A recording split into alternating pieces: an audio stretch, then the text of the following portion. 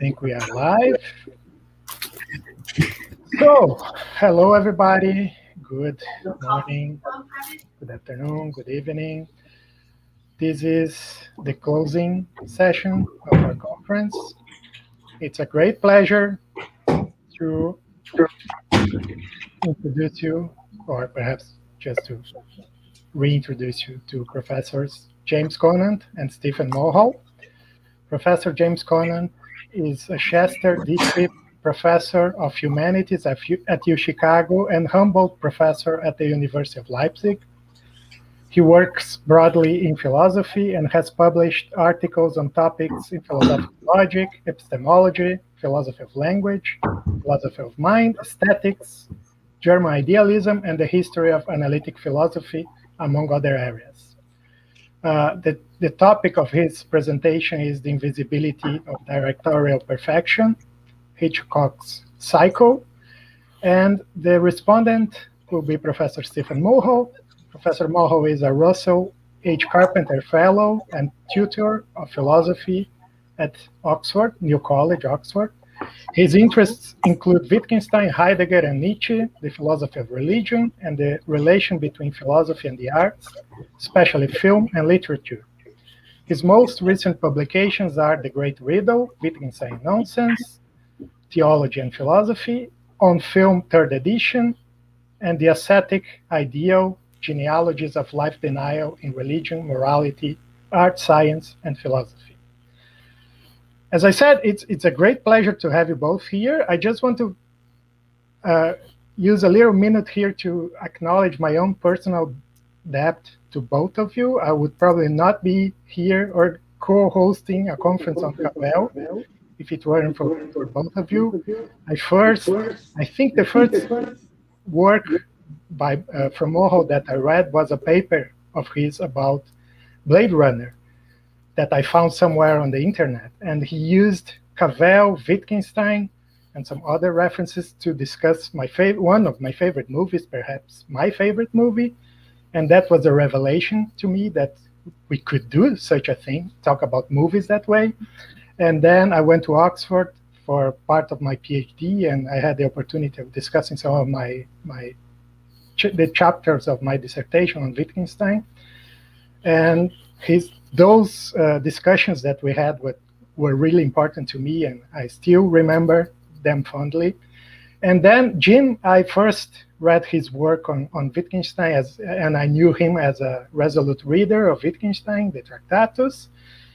And after I met him personally in 2014, I think, in Chicago, and I discovered that he was also interested in lots of other things that I was also interested in, besides Wittgenstein and Cavell, film, skepticism, and many other topics that are very important to me. And as my students know, there is hardly one semester when I don't use either or both of you as my main references for the courses. So I'm really, really glad to have you both here, especially to talk about a movie, a director, and philosophy, and Cavell. So thank you very much. And Jim, please go ahead. You have the word. Could I ask just one question? How long should we talk for? I can control myself. Around 45, 50 minutes. Perfect. So if you want, I can also remember you. I can do this. Very good. Thank you. Okay. So I'm sorry the text I sent you was such a mess. I wanted to write something. I had a paper. There's only a couple of things like this. This is not a normal thing for me, but I was invited to give a paper on psycho in a German lecture series for the public. And I was kind of intrigued by this. It's partly why the paper starts the way it does, by just talking about Hollywood and worrying about what Europeans think about Hollywood. But so it's a paper I originally wrote in German, and then I wanted to have an English version of it. And my thought was I'd use this conference to create that, but then I got sick. I'm sorry that the version I sent you guys a couple of days ago still had some German sentences in it that I was sufficiently tired that in reading it through, I didn't even notice they were in the wrong language, which gives you an idea how sick I was. But I think everything's in English now. So the thing I sent you, I'll skip all the parts that are single spaced, and I'll just kind of focus mostly on the reading of Psycho and especially the shower sequence. But as I said to Stephen, and Stephen definitely took me up on this, we're welcome to discuss the parts of the paper I won't read out if people have looked at it. So let me start. So I'm on page 5 if you're looking at the text I sent, I think. It comes more naturally to the European than the American intellectual to want to draw some kind of sharp distinction between something called high art on the one hand and low art on the other. Or as the Germans would put it, between hohe Kunst und bloße Unterhaltungskunst. High art and entertainment art, I suppose would be a way of translating that. The distinction that I have in mind here is one that's supposed to exclude the possibility of a work of art in some way being both great art and what the Germans would call unterhaltsam, entertaining. A great Hollywood movie is by its nature a kind of work of art that not only challenges that distinction, but this is what I'm going to argue, subverts it by pretending first to respect its terms. A great Hollywood movie, as I'm going to put it in this talk, has a false bottom. On a first viewing, you can believe that you're consuming a mere piece of Unterhaltungskunst. But in order to understand that same movie on a more careful viewing, you need to come to see that the movie has exploited your willingness to underestimate it to its own ends. So I'm going to argue now that Hitchcock's movies are classic examples of structures that contain this sort of false bottom. One way of putting this is to say this. On a second viewing, we begin to become unable to miss much of what we found it easy to miss on a first viewing. And there are all kinds of ways one could exemplify this. We discover countless double meanings in the dialogue. We uncover all sorts of ways in which we attach significance only to those things we think we're supposed to notice. And in these ways, we come to appreciate the almost endless degree to which our generic expectations shape our initial experience, what I'll call the world of the movie. Another way to put this would be to say one has only really seen a Hitchcock movie if one has watched it at least twice. And that means to discuss such a movie in any depth, one must take care to describe what a viewer is apt to see in a first viewing, as well as to draw attention to what is likely to remain invisible in such a viewing, including a great deal that can only become visible upon a subsequent viewing. Now, Psycho contains many moments that, if you know how to look out for them and to trust them, can serve to warn us that this movie is not what we're inclined to think it is, or what the average viewer is inclined to think it might be inclined to think it is on a first viewing. On a second or third viewing, these moments will immediately acquire significance that we are unlikely to attach to them on a first viewing. On a first viewing of the film, we work with an understanding of the movie genre, its dialogue, even its opening credits, that allows us to miss the significance of a great deal that's right before our eyes.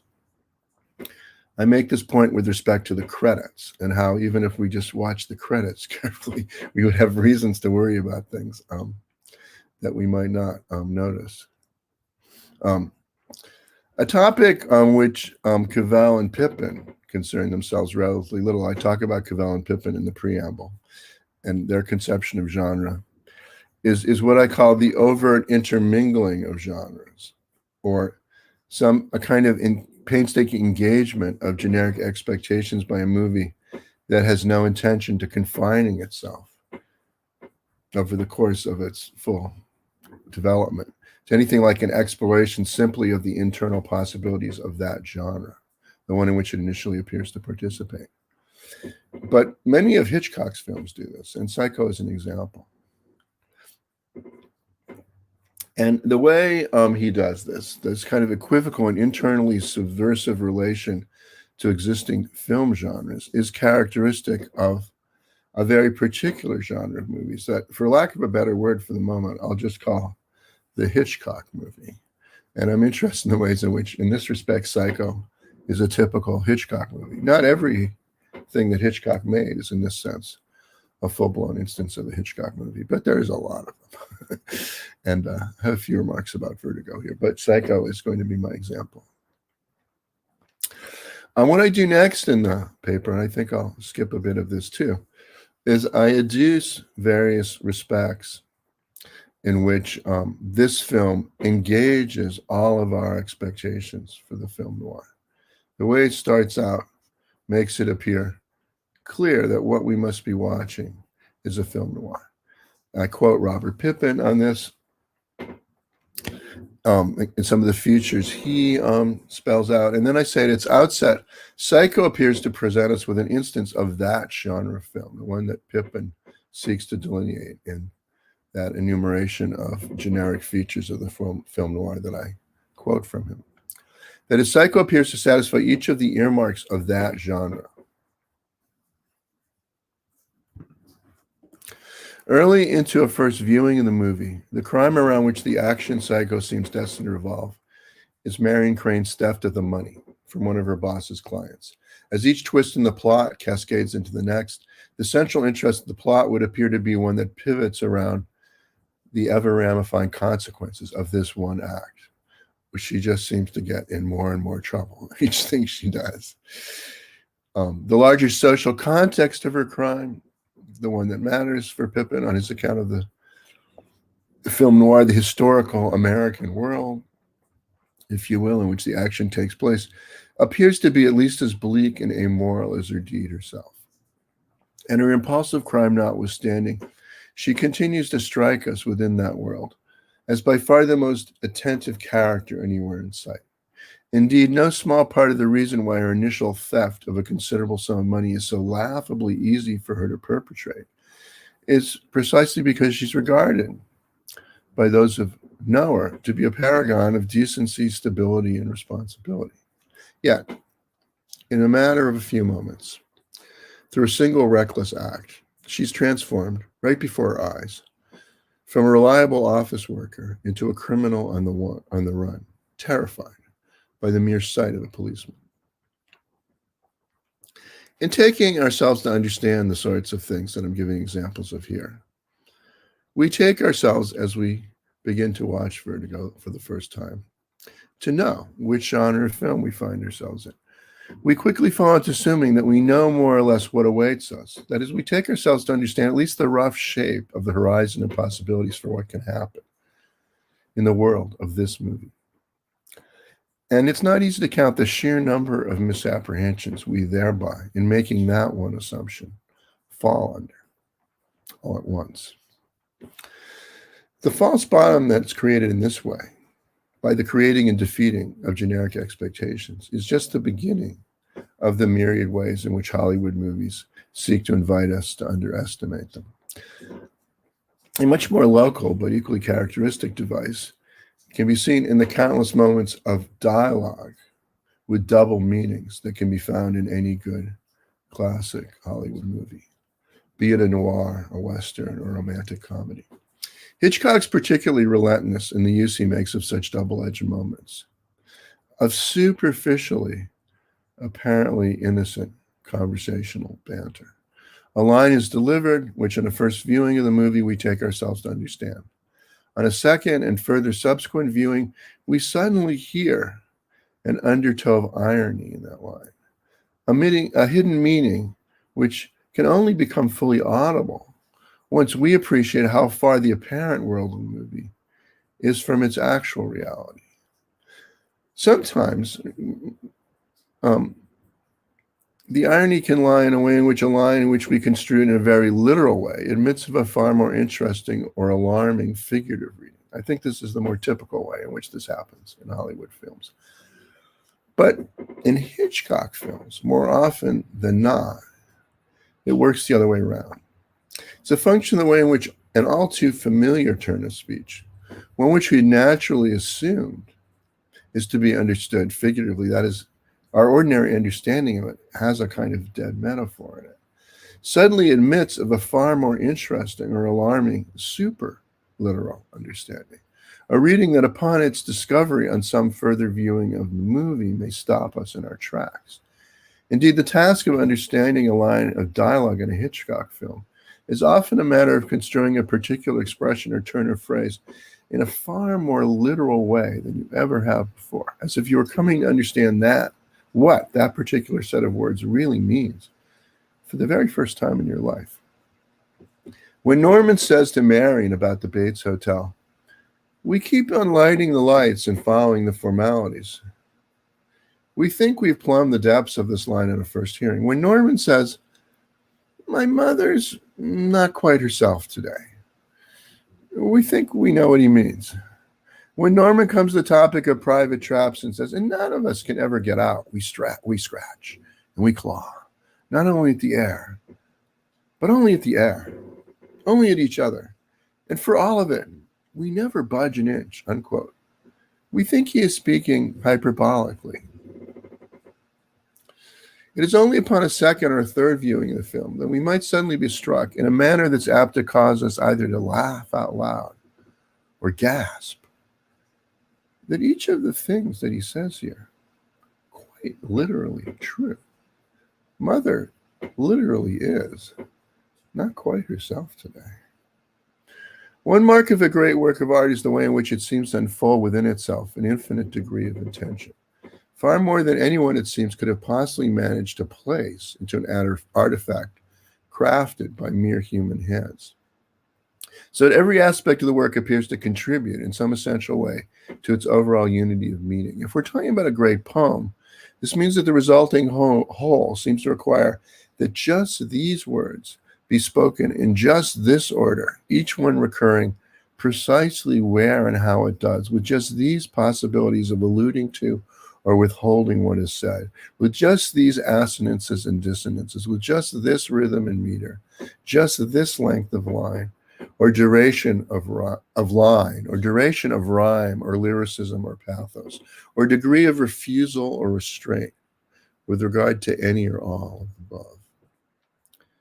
If we're talking about a truly great movie, this would mean that every murmur or scream we're able or unable to hear, every violin stroke of the soundtrack, every camera angle and movement, everything that is shown or withheld from view, the brevity or length of the duration, every shot or pan, not only the number of cuts in a montage sequence, but every dimension of rhythm and pacing in such a sequence, everything that belongs to the work carries aesthetic significance and contributes essentially to the unity and power of the whole. If the soundtrack were allowed to the viewer to hear a bit more or a bit less of what is happening in that world, or to allow it to be heard differently, or to see a bit more or less, or to visually present it in a different manner, one would through the alteration of this one seemingly tiny aspect of the film, thereby mutilate the whole, no less drastically than if one were to attempt to alter a single line in a Shakespeare sonnet. This classic conception of the unity of a great work of art is certainly not one to which every Hollywood director has aspired. But it most certainly is an ideal to which Hitchcock aspires. There are not many moments in the history of cinema that can fully measure up to this standard of aesthetic perfection. Say that set by a Shakespeare sonnet. But there are some. If such perfection is achieved within the construction of a sonnet, then it will be immediately evident to us that we cannot tinker with any part of it without ruining the whole. If, however, such a unity of the relation of the part to the whole is achieved within the construction of a Hollywood film, then even their very aspiration to measure up to such a standard may tend to go unnoticed. This holds true even if the moment in question is as famous as any in the entire history of Hollywood cinema. And that is what I aim to show in this essay, by attending in detail the famous constellation of successive shots in Psycho. That is, the shots that comprise the shower scene. Before we attend to that scene, let us pause over the scene that precedes it, in which Marion and Norman befriend one another as she sits in the parlor of the Bates Hotel, surrounded by stuffed birds, and nibbles at the sandwich that Norman has prepared for her. The way in which this bit of dialogue is shot invites us, on the one hand, to imagine that we find ourselves in one of Hitchcock's films of emotional rescue, that Norman and Marion, through one another, might each respectively enable the other to free him or herself from their respective traps. On the other hand, as the dialogue builds, we are also put in a position to begin to appreciate that Norman may be disturbed in further ways that any such form of friendship will be powerless in the face of.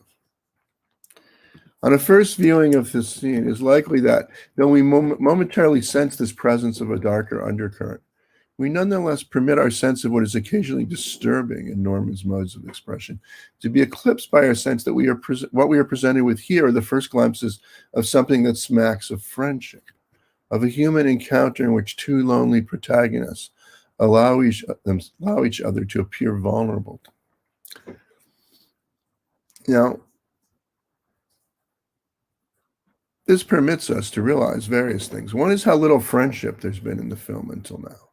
The conversation in the parlor between Marion and Norman invites us to understand ourselves as being in the world of a very different movie than the one which we later discover we are actually absorbed in. In the movie we initially understand ourselves to be watching, we are absorbed in a world in which the conversation between Marion and Norman could hold the key to Marion's salvation. This reinforces our sense that Marion is the heroine of this movie, that she might already just be on the verge of trying to take control of her fate and the consequences of her impulsive act of theft.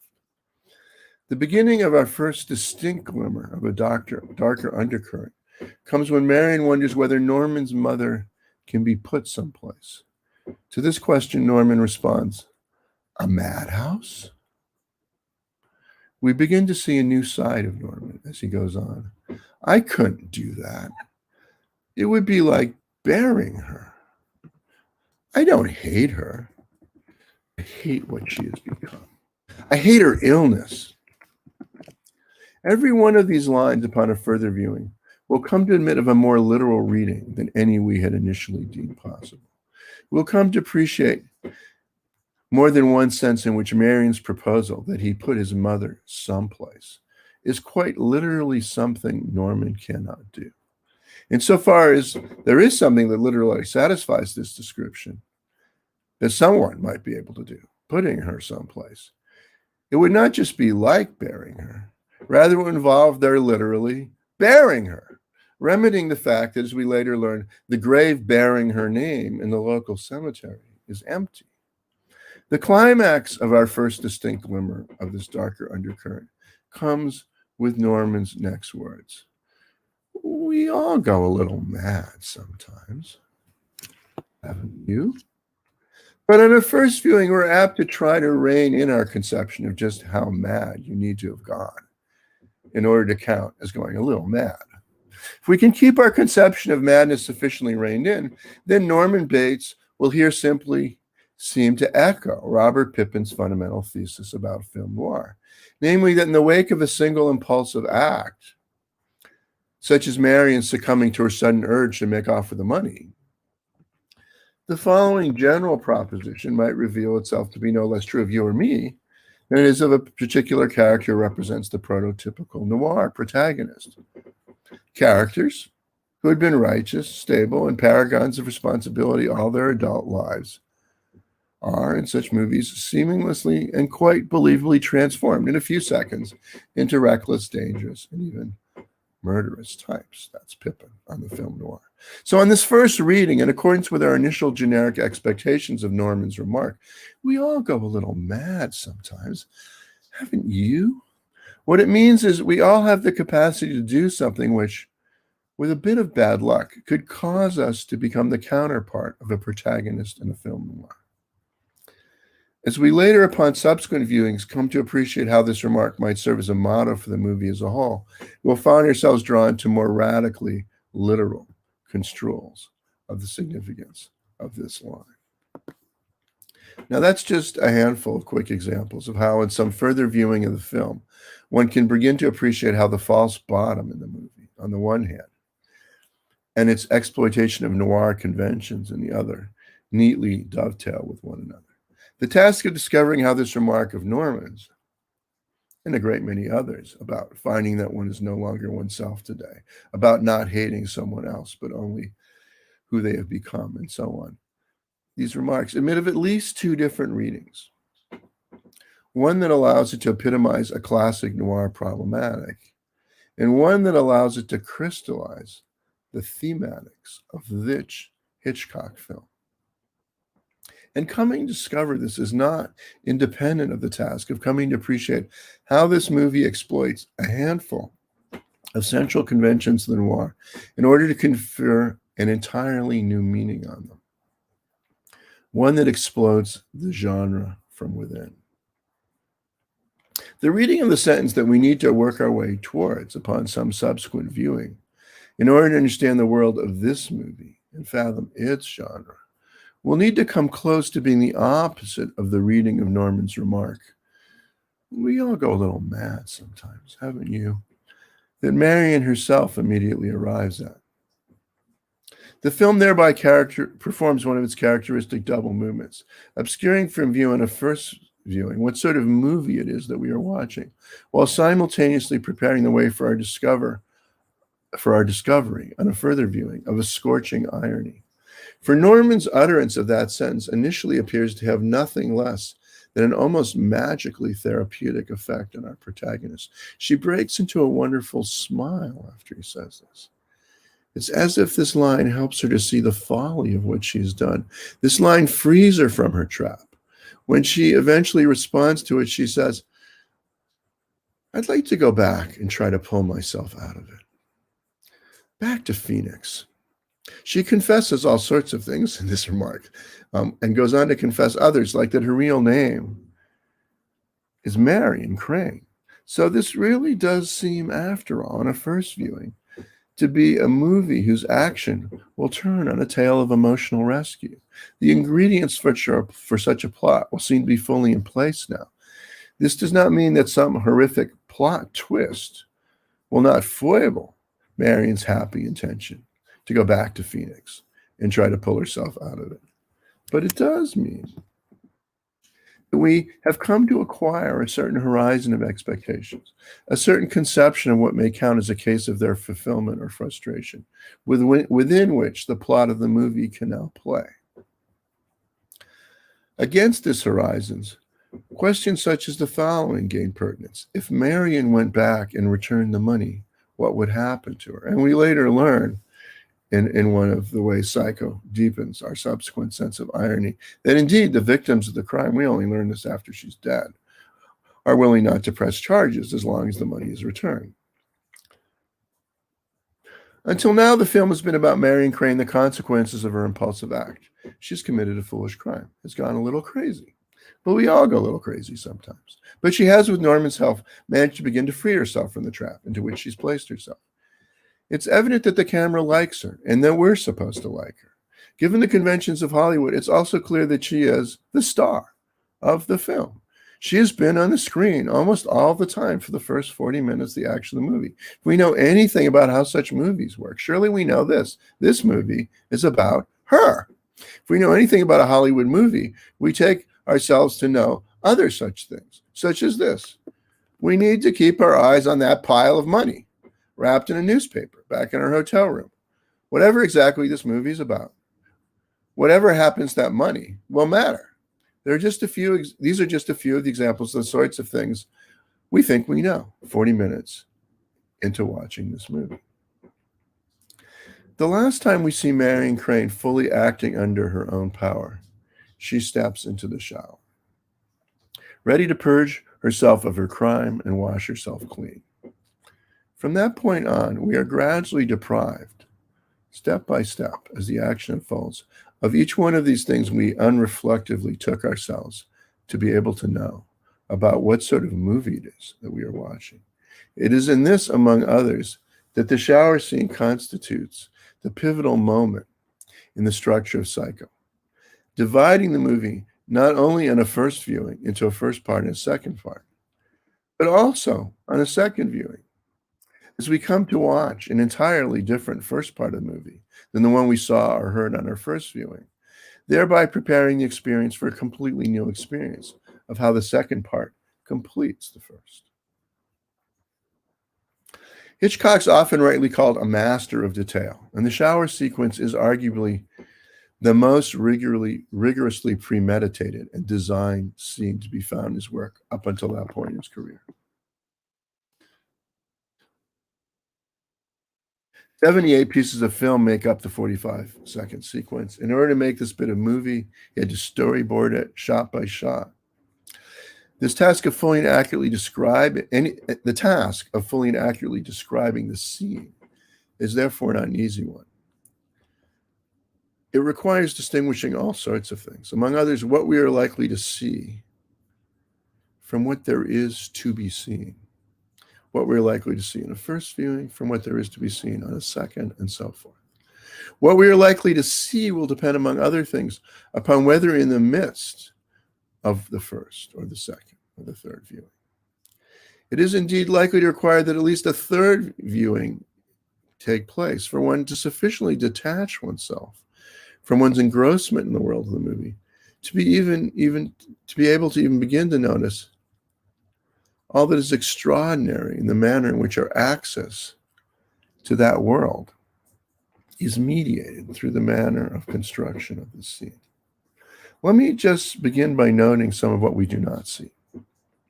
We do not see a blade pierce skin. We do not see any shot of nudity that would violate the letter of the Hollywood censorship code. Why? One might argue that the reason that the sequence is shown in this way is so that Hitchcock could get the scene past the censors. Well, this might be true.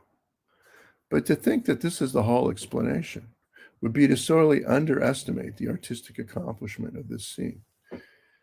This is the cinematic equivalent of answering the question, why does Shakespeare end the first line of Sonnet 116 with that word? By saying, so it will rhyme with the last word of the third line. It is true that he needs it to anticipate the rhyme to come. Any idiot can see that. The task of the critic is to help us to appreciate how very much more it accomplishes than just that, while it accomplishes that. If the critic is successful, then the idea of a perfect translation of Shakespeare's sonnet into German, say one that, among other things, perfectly captures its every nuance of significance, while perfectly mirroring its rhyme scheme, will strike us as an absurdity. My suggestion is that we should find the following idea no less absurd: the idea of a perfect remake of Psycho, and hence of this sequence, one that fully recaptures every aspect of what is achieved in the original construction and depiction of the shower scene. In the book by Robert Bloch, upon which this movie is loosely based, the shower matter is a brief affair, the matter of an instant.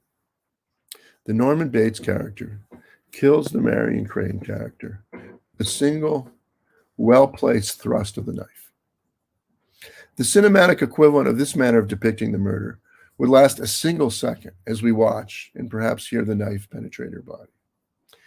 Yet in Hitchcock's Psycho, in order to kill Marion, the knife must be raised and driven towards her flesh a seemingly uncountable number of times. Why must this character, who may be killed off in a single short moment by the author of the potboiler rendition of the narrative, die like this in Hitchcock's movie? And why must the manner in which we, the viewers of the movie, experience her death be mediated through such an unprecedentedly elaborate and cinematically dense 45-second long 78-shot montage sequence? Now, this entire sequence, the shower scene, is, as many have noted, immediately recognizable as involving some degree of cinematic virtuosity. This is perhaps most evident when it comes to the last shot of the sequence, the zoom away from Marion's head, collapsed and squashed against the bathroom floor. That was a shot that was technically difficult to put off. And even shortly prior to that breathtaking pull-away shot, there is evident virtuosity. For instance, in the false tear that we have in the drop of shower water on Marion's face. But my aim in what follows will be to direct our attention elsewhere, not to these moments of what we might call patent virtuosity in the sequence, but to its many dimensions of latent virtuosity. For the point I wish to make below is how much of what is cinematically extraordinary in this sequence will escape our notice if we approach it only with an eye to what is self-evidently extraordinary about it. One feature of the sort of accounts of the medium of Hollywood cinema that I have here been opposing is the way in which they more or less directly imply a certain conception of the nature of aesthetic achievement in the movies. They implied the moments of greatest aesthetic significance in a movie are those in which the spectator is most violently alerted to the means by which the significance is affected. Such a theory pushes one in the direction of almost having to hold that there's an inverse correlation between the degree of one's absorption in the world, the narrative and dramatic action of the movie at a particular moment of one's involvement in it, and the degree of aesthetic significance or interest that may rightfully be claimed on behalf of that absorbing moment of cinematic art.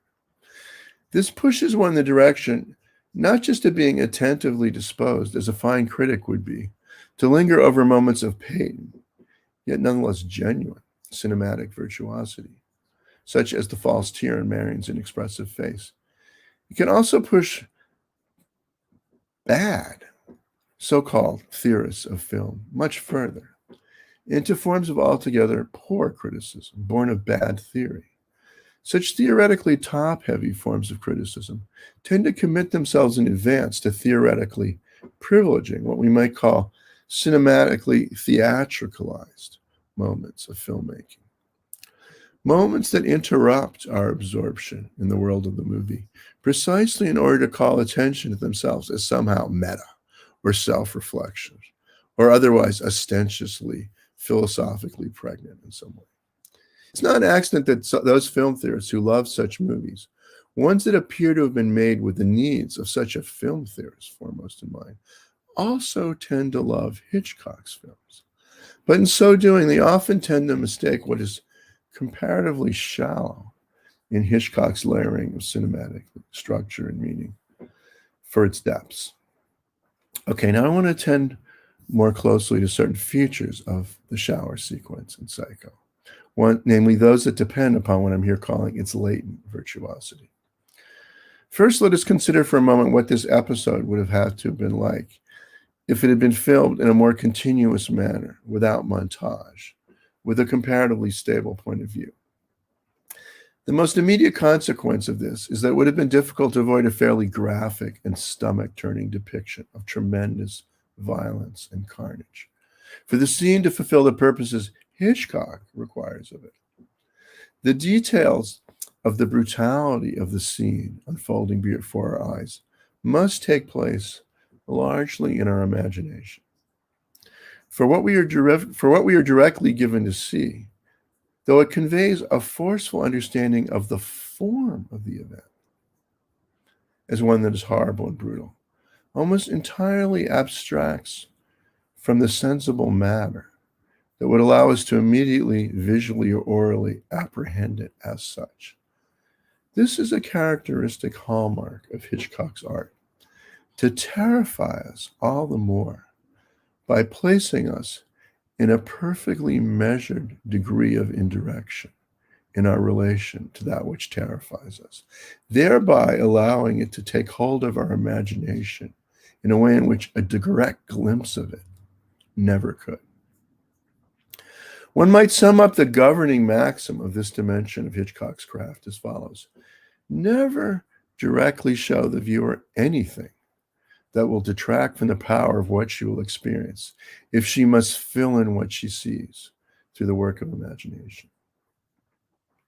Hitchcock's treatment avoids turning our stomach by aestheticizing the horror, abstracting from a representation of the totality of the scene, and fleeting instead from one detail of it to the next in a manner that allows us to receive a vivid impression of violence, brutality, and despair, while showing us relatively little in the way of blood, guts, and gore.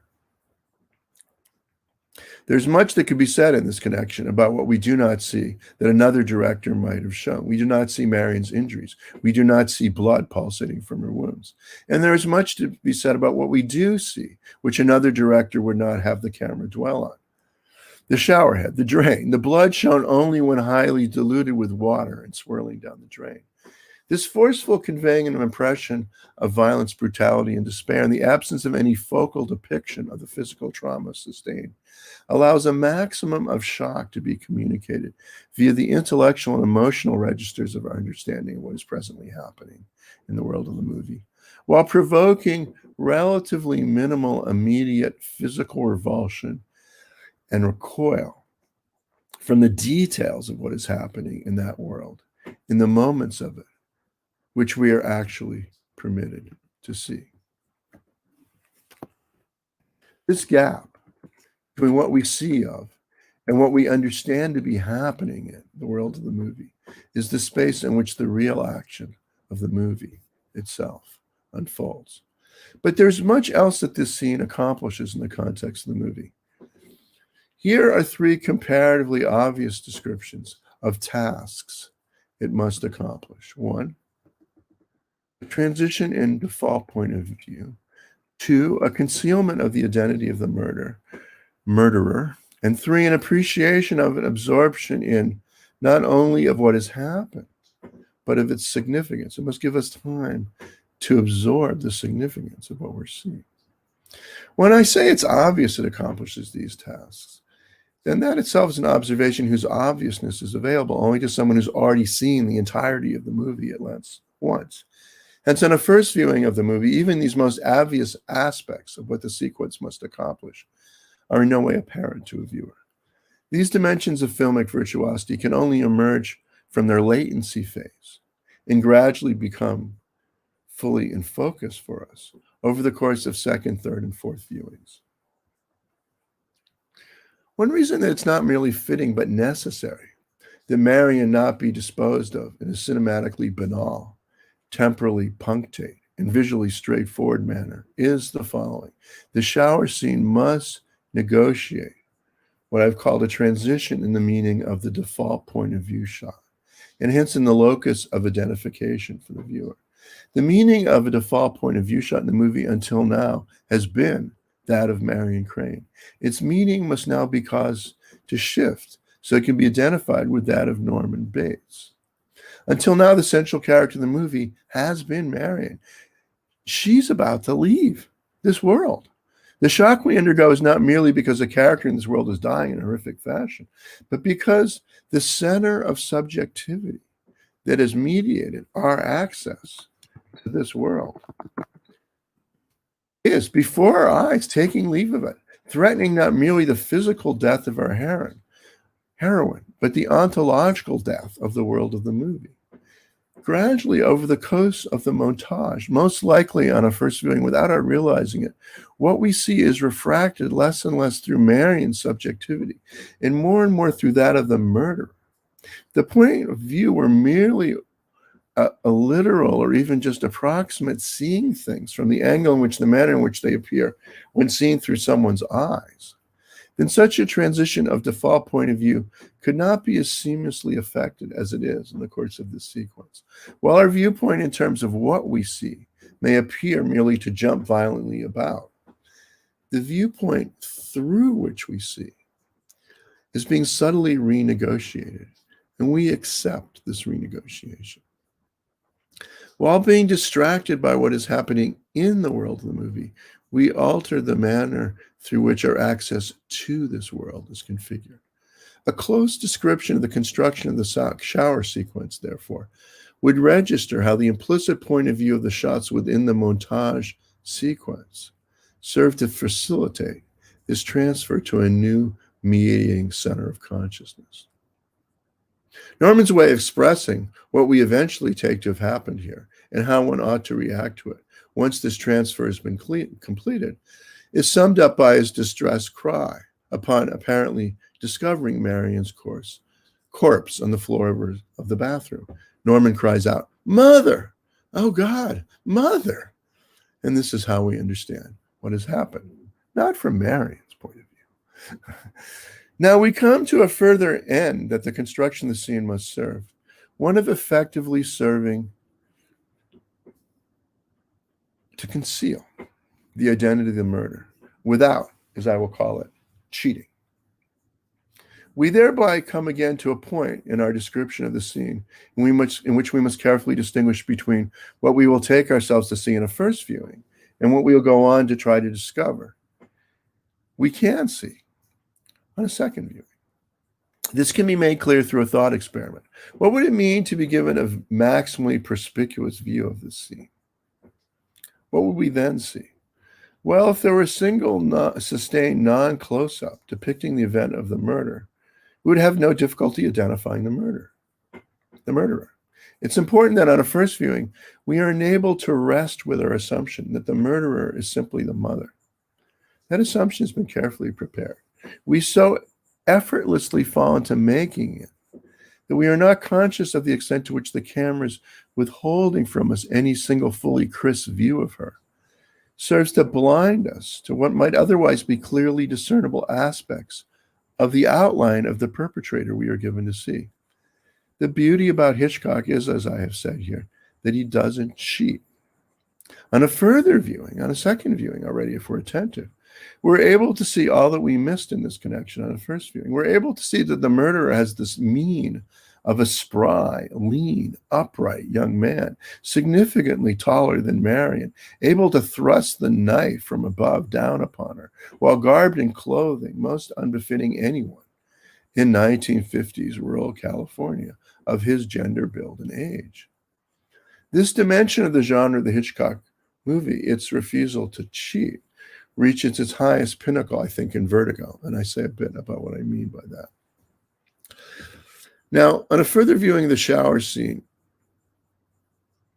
as we're freed from the series of expectations that inhibit us from registering how very tall, masculine, and erect the bearing of this little old lady is, we become suddenly able to schematize our visual impression of the murder in a very different way, so that on a second viewing already, it can organize itself into the gestalt of Norman, outfitted in the mother's garb and wig. That is, in a form of attire in which we later see him in the movie.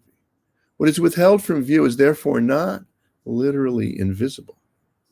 It is simply placed in a manner that causes us to overlook what we do not expect. And then, on subsequent viewing, once we know what to listen and look for, to wonder how we possibly could have overlooked what now strikes us so conspicuously other than we had first imagined it to be. What allows, in the case of the shower sequence in Psycho, for this perfect degree of equipoise, invisible enough to go at first unnoticed, and yet fully visible enough to become at some later point suddenly apparently unmissable, is the extraordinarily adroit handling of the technique of rapid montage. Fourth, this scene needs to allow us to linger over and absorb over time the extraordinary implications of what is suddenly happening before our eyes, while wishing to represent something that in itself happens suddenly and violently, in which, in order to have its power, must be conveyed in a manner that conveys suddenness and violence, while considerably extending its actual duration on the canvas of the screen to the depiction of certain other events. We need to be able to do two apparently contradictory things at once. We need to see something sudden and shocking, experiencing it as sudden and shocking, and we need time to appreciate that it is as sudden and shocking as it seems. We're losing our heroine, for example. While seemingly contradictory, in fact, each of these forms of our experience presupposes the other. It has often been appreciated that directors must find ways of contracting time that we do not experience as devices for contracting time. but is often less appreciated, is no less critical for them to find devices for dilating time that we do not experience as thus dilated.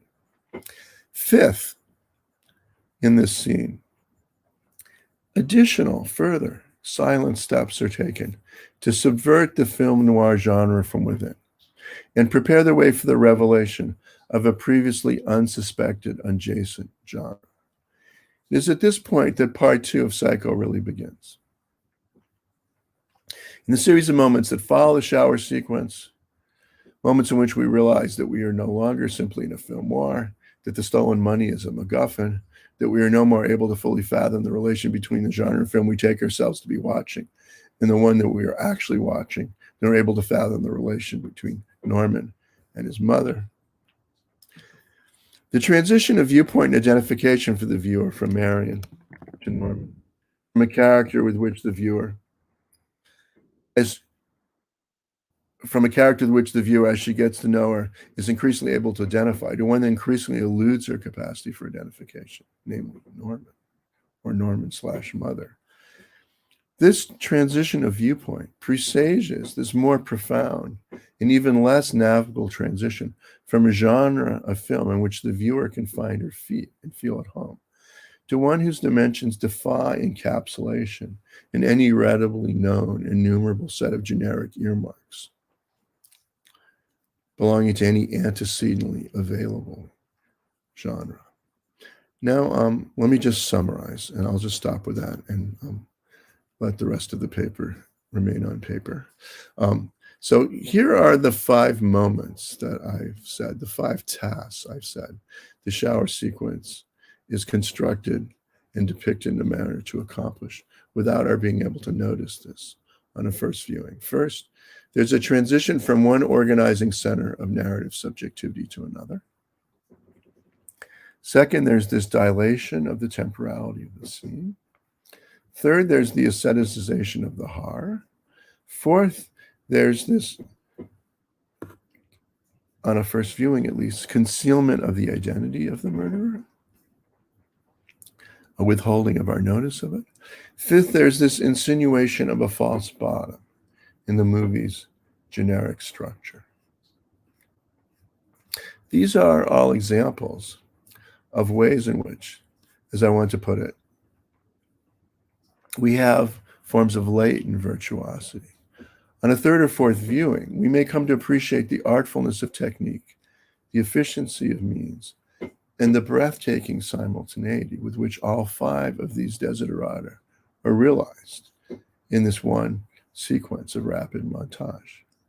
But what I want to emphasize right now in conclusion is that no one of these 5 purposes could discharge its office in the manner required of a Hitchcock film unless it were able to do so in a manner that is invisible to a viewer on a first viewing.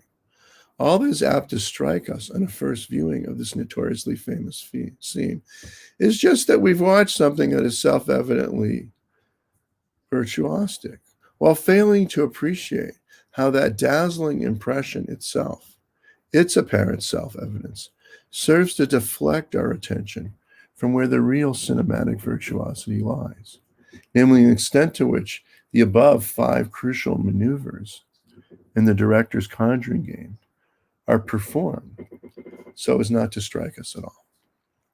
Thank you. I'll stop there. We need clapping sound effects. Thank you, Jim. That was great. Well, Stephen, the virtual floor is yours. Please go ahead. Okay, thank you, Unidas. And thanks very much, Jim. That was a really interesting and rich paper. In fact, much larger than you were able to squeeze into your time this evening. And there are many things in it that I just simply agree with, but given the nature of my job, what I've focused on in my brief comments are the aspects of it where I might be inclined to put up a bit of resistance. I've kind of organized the thoughts under 3 headings, and one of which is probably the most distant from what you actually presented, has to do with the background setup of the paper that those of us who've had a chance to read it as a whole will be familiar with, but I'll just try and summarize it for those who haven't. So before Jim gets going on Hitchcock and on Psycho, he offers a kind of general framework in which he criticizes various more or less obviously mistaken ways of thinking about genre and the role of genre in structuring and informing our aesthetic reactions to film. And given that this is a conference about Cavell, I thought I'd pick up one feature of that discussion simply because Stanley crops up in it in conjunction with Robert Pippin, who's a much more kind of active influence in the discussion of Psycho. And there's a footnote where Jim quite rightly points out that the notion of genre that Cavell develops when he's talking about his two specific genres of the comedy of remarriage and the melodrama of the unknown woman, they're far more specific and tightly structured than those which usually attract the attention of scholars and theorists of film. And it's also essential, Jim points out, to Cavell's purposes that they jointly constitute a pair of what he calls adjacent genres, all of which I'm absolutely happy with. And then Jim characterizes the way Bob Pippin uses the notion of genre. He says that the two genres whose inner logic Pippin seeks to articulate and elucidate in his two books are far more capacious in structure and sprawling in scope. They're indeed two which even the most unlearned student of film has heard of, the Hollywood Western and the original American film noir. And Jim goes on to say that the latter two, the Western and the noir, precisely because of the enormity of their dimensions and membership, have often been dismissed as actually representing broadly stylistic or thematic categories of some looser sort, hence indicating something other than properly constituted genres. But, Jim says, building on Cavell's account of the matter, Pippin aims to show that this is just what they are. Indeed, over the course of his articulation of their characteristic features, they too emerge as a pair of interrelated adjacent genres. Well, I think it's certainly true that both Cavell and Pippin make central use of the category of myth in specifying the nature of their chosen genres. But it seems to me that they make a very different use of myth in this respect, and that difference entails that it can't simply be correct to say that Westerns and film noir emerge as adjacent genres in Pippin's work, at least not in Cavell's sense of the term adjacent, which privileges ideas of negation, which turn on how the founding myth of one of Cavell's genres relates to that of its companion genre. So I just want to spell out a bit what that more specific use of the notion of myth is in Cavell's work, if only to kind of raise the possibility of a discussion of just how close Pippin and Cavell really are with respect to their use of the notion of genre, even when, as in the case of Pippin's treatment of the Western, the notion of myth plays a significant role. So I want to begin by just quoting some passages from Pippin from the introduction and the conclusion of his book on the Westerns and American myth, where he says the following.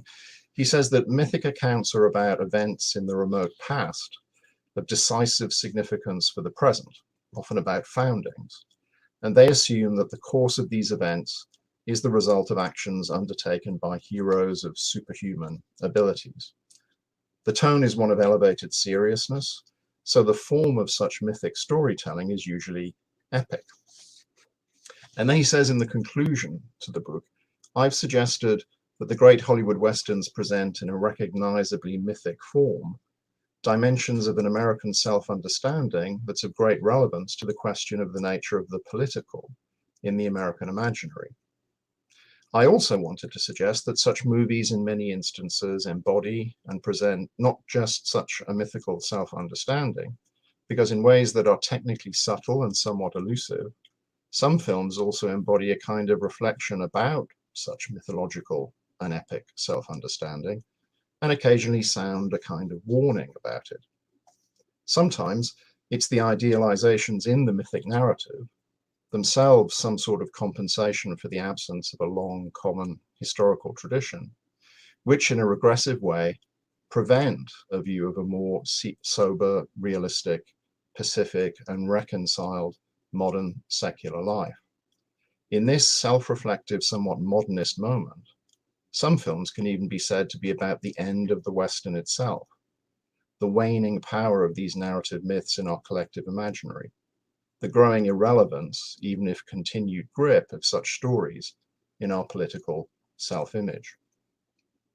So that all seems to me a very accurate characterization of Pippin's own work, and it resembles Cavell's in at least two significant respects, in the sense that Pippin's concept of myth captures the idea that they are accounts of origins, something Cavell emphasizes, and also in the sense that Pippin's account of Westerns incorporates the idea that Jim also emphasizes in his paper, the idea of a genre of film which doesn't simply participate in the genre, unreflectively reiterating its conventions, but actually engages in a kind of reflective and critical encounter with those conventions, and hence with myth specifically. So thus far, the similarity is real, I think. But Cavell's use of myth in defining his two genres is, I think, much more specific.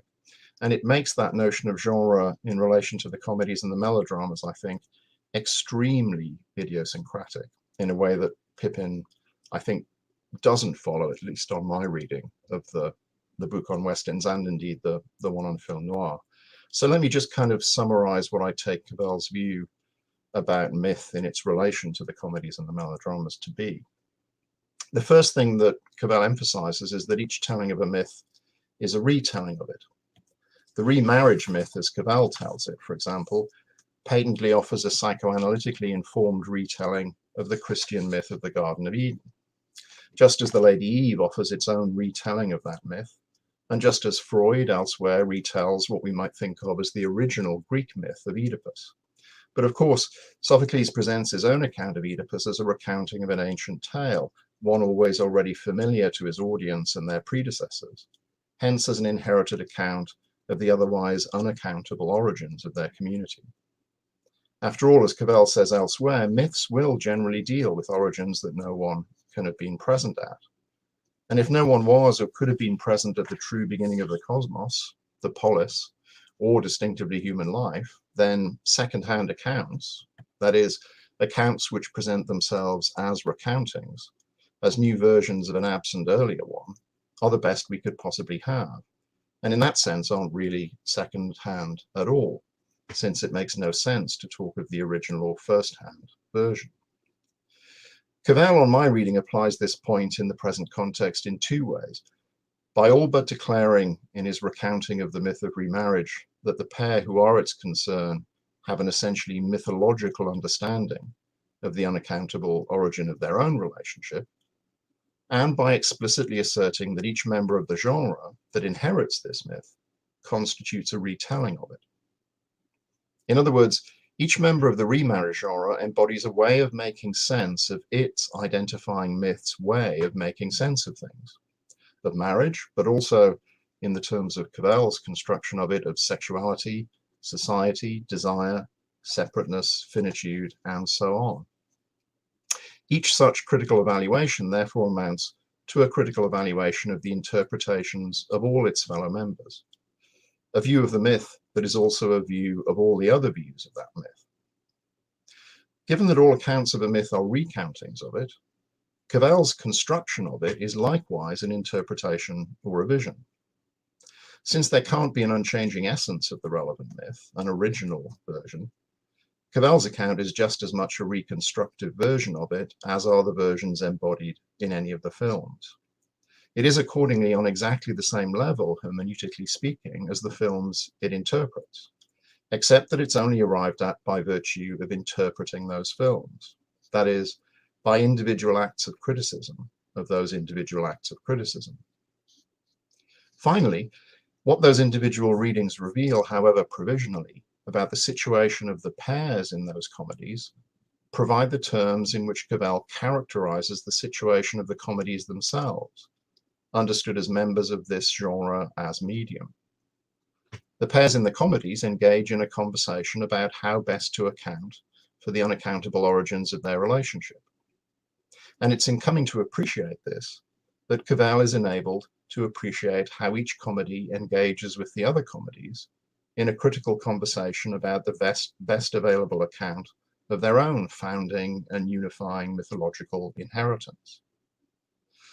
Likewise, as the pairs in the comedies struggle to manage transfiguration, and in particular to reconceive marriage as itself a transfigurative condition, as unending remarriage, so the comedies effect compensatory transformations on one another, which serve to disclose deeper reaches of shared significance in their relationship, and so disclose their individual mode of cinematic significance as itself always subject to reinterpretation in view of its present and future fellow members of the genre.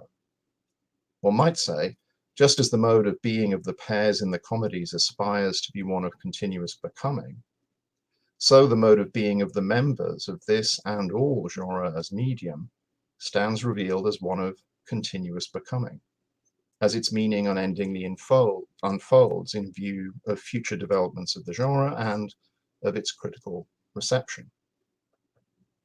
So one way of summarizing my sense of the significant difference between Pippin and Cavell here on genre, even when those genres are mythologically founded and identified, would be to say that Cavell's notion of genre embodies a much stronger sense of the way in which interpreting the film leads us to discover that the film has always already interpreted not only itself, but those interpreting it, both other films and any viewer who is moved to interpret his own experience of that film. This is a version, I think, of his model of reading as counter-transference, the image or fantasy of the texts analyzing its reader.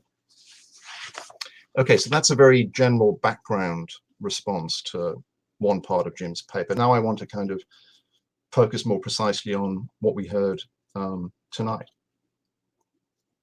So the second theme I wanted to pick out was what I'm calling hidden literality.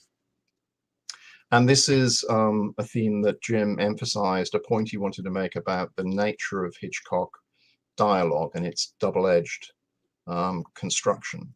And just to remind you in a quote of one sentence of the point he was making a little bit earlier.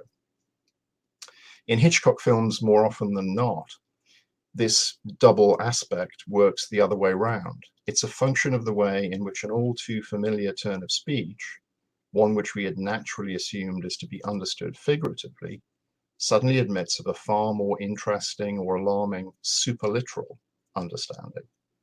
A reading that upon its discovery on some further viewing of the movie stops us in our tracks. Indeed, the task of understanding a line of dialogue in a Hitchcock film is often a matter of construing a particular expression or turn of phrase in a far more literal fashion than one ever has before, as if one were coming to understand what this particular set of words really means for the first time in one's life. So that's Jim.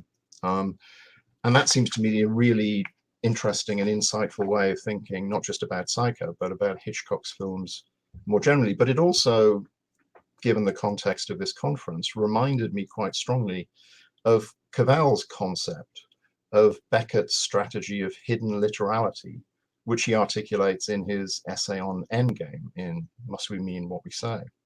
And I just wanted to give you a flavor of the way Cavell handles that notion, in part just to set up the possibility of making some comparisons and some contrasts between Cavell's sense of this theme in Beckett and Jim's sense of the theme in Hitchcock. So here's the first quotation from Cavell's essay in which he defines what he means by hidden literality in Beckett. This concerns the language Beckett has discovered or invented, not its use in dialogue, but its grammar, its particular way of making sense, especially the quality it has of what I will call hidden literality. The words strew obscurities across our path and seem willfully to thwart comprehension. And then time after time we discover that their meaning has been missed, only because it was so utterly bare, totally, therefore unnoticeably in view. Such a discovery has the effect of showing us that it is we who have been willfully uncomprehending, misleading ourselves in demanding further or other meaning where the meaning was nearest. That's the end of the first quote. And of course, one of Cavell's exemplary instances of what he characterizes as saying only what your words say is Beckett's way with cliché, which he views as one way of ending something by undoing it. and which he further connects with the death of God, with prophecy, with the fulfillment of our wishes, and with madness. And so it turned out when I looked up the essay earlier today, with Hitchcock. So here's a slightly longer quote from the Cavell essay, which activates all of those themes. From Beckett, no such statements emerge, or not this way. We cannot see ourselves in his characters because they are no more characters than Cubist portraits are particular people. They have the abstraction and the intimacy of figures and words and objects in a dream. Not that what we see is supposed to be our dream or any dream. It's not surrealism, and its conventions are not those of fantasy. If this were a movie, its director would not be Cocteau, but Hitchcock. There is no world just the other side of this one, opened onto through mirrors. Escapes, if they come, will be narrower than this. There is only this world, unenchanted, unsponsored, but more fantastic than we can tell. The unbelievable, the plain truth which you cannot tell, that others will think you mad when you try to tell, is one of Hitchcock's patented themes. Take two people as pointedly ordinary as Robert Cummings and Priscilla Lane. Have them discover during the war a plot to blow up a ship in the Brooklyn Navy Yard. Have them momentarily elude the plotters only to find themselves in the midst of a private charity ball, the house owned by a colleague of the enemy's, the immaculately proper servants guarding each exit. Their only hope of escape lying in convincing the unknowing among the well-dressed mob of dancers and patrons under the crystal chandeliers and the spell of society dance music, that their socially prominent and conscientious hostess is a Nazi sympathizer, sheltering a gang of saboteurs. Why, anyone present would have to be mad to believe such a tale. Beckett's characters have such a tale to tell, but their problem is not to distinguish friends from foes under the tuxedos, for there are neither friends nor foes anymore, nor to prevent a disaster from happening or a culprit from escaping justice, for no one in particular is the culprit, and all disasters have taken place. Their problem is not to become believable, but to turn off the power of belief altogether, since it has become, because useless, the source of unappeasable, unbelievable pain.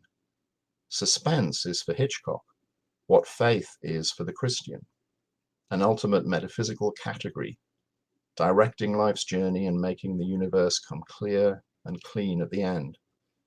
I could go on, but I think that's probably more than enough given the time to confirm my sense that there are a lot of overlaps here with Jim's account of Psycho, particularly if we think of sabotage as another word for the undoing affected by what Jim calls superliterality.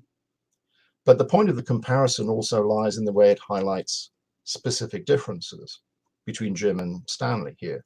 For example, on Jim's account, it appears that the figurative dimension of Norman's discourse attunes itself to Marion's film noir world of existential despair and hope, whereas its literal meaning ties it to the madness that Norman calls home. So in these exchanges, something comes to an end, not only Marion's life, but her genre, but something also begins, the new cinematic territory to which the film transitions on Jim's reading of the shower scene. And that's what I want to turn to in conclusion, by focusing partly on what Jim calls the Hitchcock relation to genre, or the Hitchcock movie, and its bearing on the function of the shower scene as he reads it. So Jim identifies and distinguishes three different cinematic modes of engagement with genre: mere participation, reflective exploration of its inner logic, and engaging the conventions of a given genre to other ends that are alien to that genre. And he offers three characterizations in the course of the paper of this third mode. And I just want to quickly quote those different characterizations, partly because they're not exactly the same and they have different connotations and associations. And that's partly the question I want to raise and the invitation I want to issue to Jim to say perhaps a bit more about what he has in mind with this third mode. So to begin with, he talks about film that engages the conventions of a particular genre to other ends, alien to that genre, in order to take cinema to some entirely different place. And he says this relation to a genre can even characterize the work of the entire oeuvre of certain directors, an Orson Welles or an Alfred Hitchcock. And then in a later passage, which we heard just a few minutes ago, he says, the transition of viewpoint and identification for the viewer from Marion to Norman, from a character with which the viewer, as she gets to know her, is increasingly able to identify, to one that increasingly eludes her capacity for identification, presages this more profound and even less navigable transition from a genre of film in which the viewer can find her feet and feel at home, to one whose dimensions defy encapsulation in any readily enumerable set of generic earmarks, or categorization by any antecedently available theory of genre. And then finally, the fifth of the points that he summarized at the end of his talk, when he's talking about the insinuation of a false bottom in the movie's generic structure, what Jim says at that point about this third mode of engagement with genre is the following. Like the placement of a pin into a hand grenade, it is the automatic assumptions that the viewer is induced effortlessly and unreflectively to make as she takes in this scene that pave the way for the subsequent explosion of the movie's participation in any hitherto familiar Hollywood genre. One that marks the movie's declaration that it participates instead in Hitchcock's relentless quest to disclose new forms of possibility, and hence a new medium for cinematic art.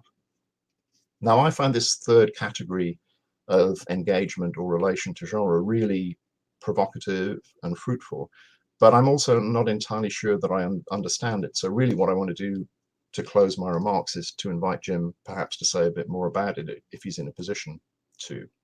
So the questions I have are three, or at least I've restricted myself to three. The first is that it strikes me as interesting that this third mode of engagement with cinematic genre is named after individuals. Is this just a coincidence? Or are we supposed to take it as a way of defining what Jim means by invoking those proper names as the names of directors, rather than as the names of historical individuals? The second question about Psycho and the shower scene is, what would Jim say in response to somebody who suggests that what's going on with the shower scene, the transition he's characterizing and drawing to our attention, is that it sutures a generic exercise in the kind of serial killer version of the horror genre with one in film noir? What's Jim's objection to that kind of characterization of what's going on in the transition? Is it that a film which affects a transition from one such genre to another can't belong to either, and so is creating a new genre? Or is the new medium that Jim claims is thereby disclosed something that can no longer be considered as a genre? I suppose really what's worrying me here is that metaphor of the explosion. Right? It makes me wonder whether it is really a new kind of genre or a new kind of relation to genre at all, or something else entirely. And the final question really is a further development of the second one and relates to a problem or an issue I have about Jim's account of the shower scene, and in particular his account of Hitchcock's aestheticization of the horror, vividly imparting violence, brutality, and despair while abstracting from blood, guts, and gore in a manner that frees the viewer up to experience and navigate the other four purposes that the scene must achieve in order to enable the transition to the latter half of the movie, thereby preparing the ground for its climax. Now, this is certainly the most convincing account I've read of its length and its internal editing structure as a scene, but I still feel that something might be going missing here. Precisely because the abstraction is still a way of vividly imparting violence, brutality, and despair, I find that I'm not freed up to experience and navigate the scene's other purposes, no matter how many times I watch it. And I also feel that if I ever were so freed, I'd feel that this amounted to a denial or a negation of Marion Crane. And I wonder, actually, this is a question that arises in Jim's remarks about the closing scene of Psycho that wasn't part of his talk this evening. I wonder whether having Marion Crane as a dead woman whose spirit is hovering over the rest of the movie might actually help to understand what's going on when, as Jim points out in his remarks about the closing scene, Hitchcock kind of moves from a concluding close-up on Norman smiling his mother's smile, cuts to, blends it into a brief image of the skull of his dead mother, and then moves to the car being dragged out of the swamp. I mean, it feels as if there's some kind of transition here between Marion Crane and the mother that might actually help to elaborate on what Jim has to say about the ending.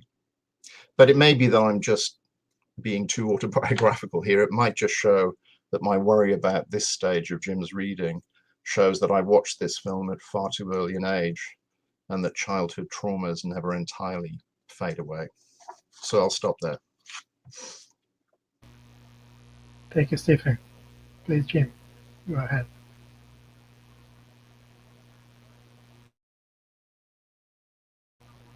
Sorry, Jim, you're mute.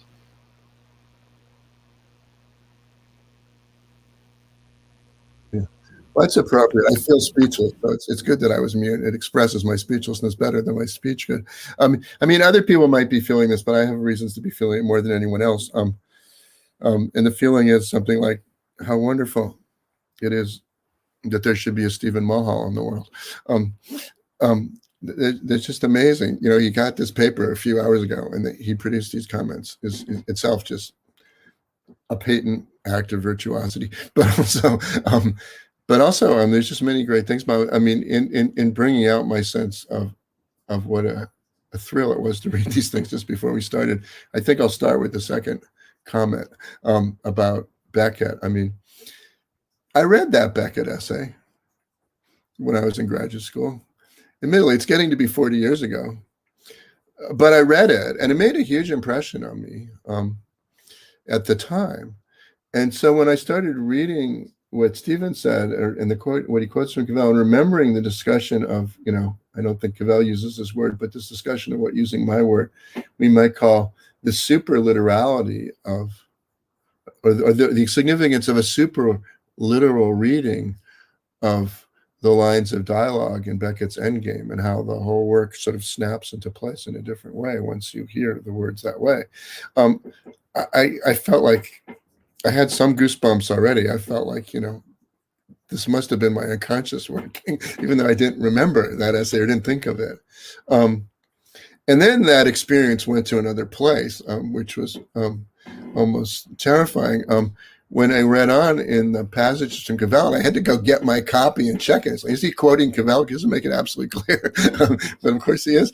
That Hitchcock comes up in that essay, the way he does, and you know, there is clearly almost an allusion to the line from Psycho. We all go a little mad sometimes, don't you? That I dwell on even more in the paper than the talk, and so there, I mean, that was a complete surprise that Hitchcock was that essay to me somehow.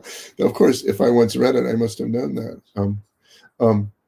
So that was just amazing. But there's a lot to say about that. I would now, I think, like in rewriting or finishing this paper, is really what I should call it, to say something about the Beckett, Cavell and Beckett, you know, as opposed to Conant and Hitchcock or whatever, Conant and Psycho, Cavell and Endgame. I mean, one reason I think I could have just not noticed the connection at all is because there is an extraordinary difference,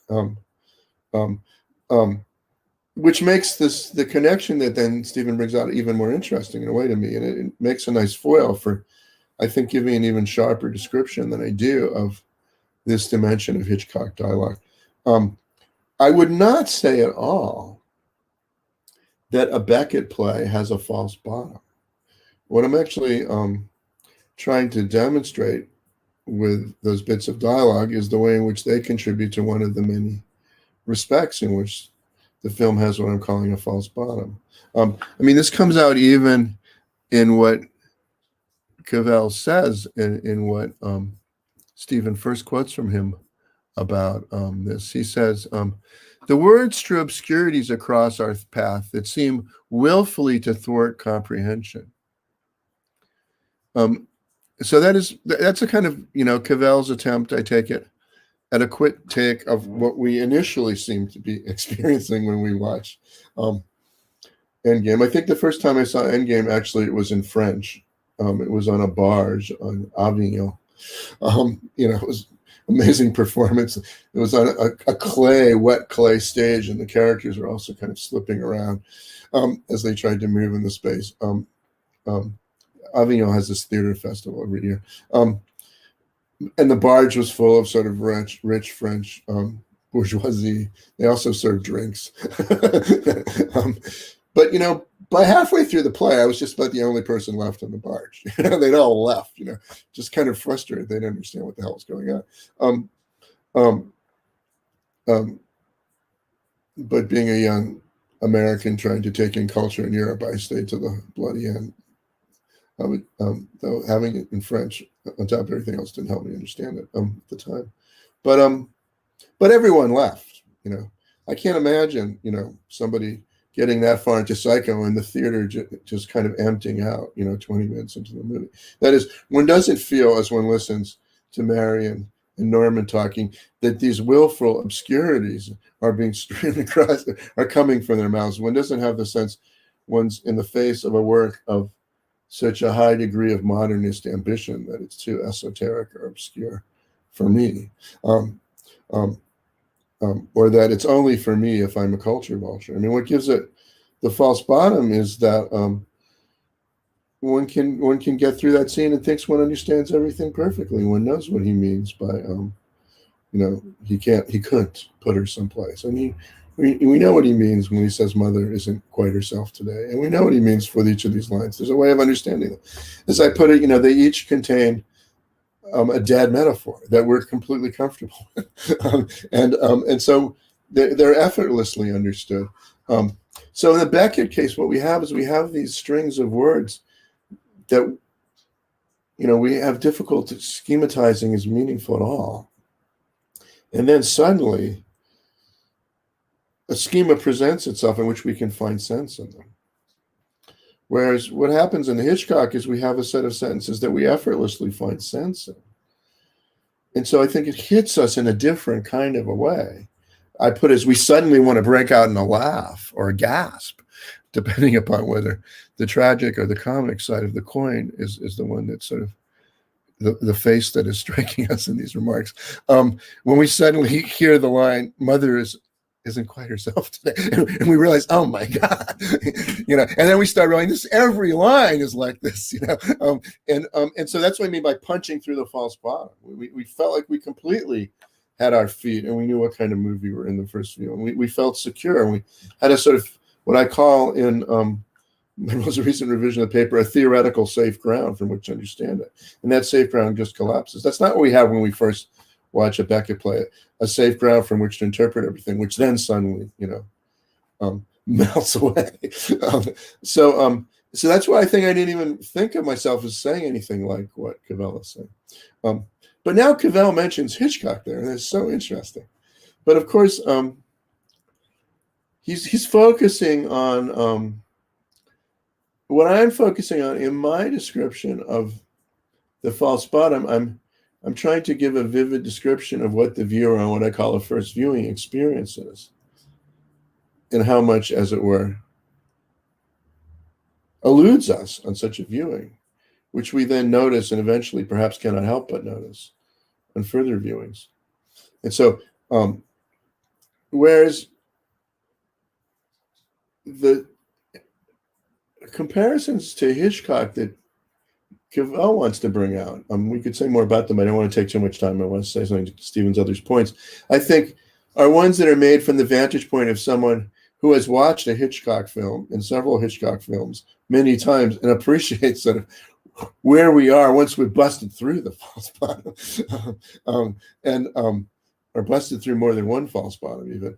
And it's that world of Hitchcock that he's comparing to the world of Beckett, and invites these very interesting comparisons. So there's the point about the superliterary, and then there's this comparison of their worlds, and what kind, and the way in which we remain in a condition of suspense where we want a kind of closure we cannot find.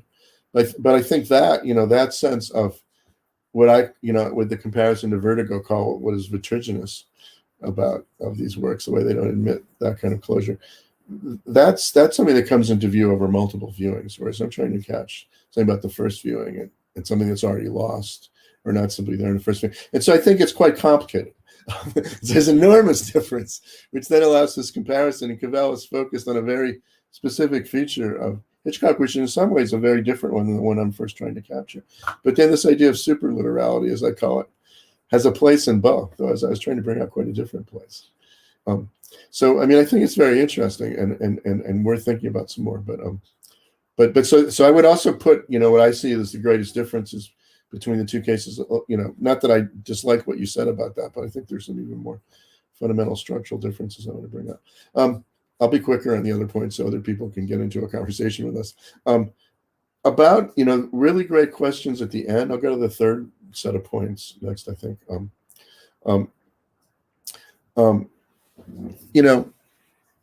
I'll just say some things quickly that I can't. Stephen had so many great points. I'm gonna try to address them all. Why a proper name?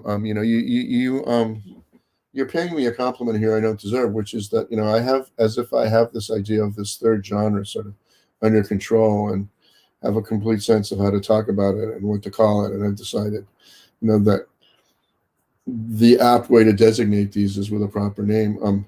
And now, you'd like to understand, this well and considered, choice. It's not like that. I'm doing that for want of anything better at the moment. So I mean, I have a sense. I bet you have a sense of something distinctive, in the dimensions of structure in these works that I'm trying to bring out, that runs through a great many Hitchcock films. And for lack of a better word, I'm calling it a Hitchcock film. But if that notion of third genre were properly theorized, I think it would be important that some Hitchcock films are more Hitchcock films than others. And early Hitchcock didn't fully know how to make a Hitchcock film. And then films by other directors could qualify as Hitchcock films in the relevant respect. So whatever is being done with that proper name, it'd be important that it not be misunderstood. It's just a kind of way of extending, the largest collection of such items we have. But I think other people have, especially in the wake of Hitchcock, been inspired to make movies that do what I call exploding a genre from within. And Hitchcock will do this in very different ways. I mean, if there were more time and room in the paper, an interesting comparison, I think, it's so different, but yet structurally homologous in these respects, would be Shadow of a Doubt. I mean, that's a movie which I think on a first viewing, up to a point, we could think we're in a Frank Capra movie. There's this sort of bucolic, small American town. There's this family. It has the aspect of a certain kind of comedy. And as I try to point out, and how we become more attuned to these things in a second or third viewing, even a first viewing of Psycho, we have these sort of glimpses of a darker undercurrent. I bring these out in certain remarks of Norman's. In a first viewing of the first half of Shadow of a Doubt, we have glimpses of a darker undercurrent in Uncle Charlie. But I think our tendency in a first viewing, if we're a certain kind of contemporaneous consumer or critic of American film, is to sort of try to interpret these in the light of the sense that we're in a Capra movie, roughly speaking. And so that'd be a very different case of the same thing, of a film that's exploding a genre from within in the ways that I take it Hitchcock does. It's not that the film noir, I want to say, is the genre the Hitchcock films begin with, or something that wouldn't be true. I think it would even be interesting to look at certain kinds of romantic comedies, that are in the direction of comedies of remarriage and what happens to these in a work like Notorious, for instance.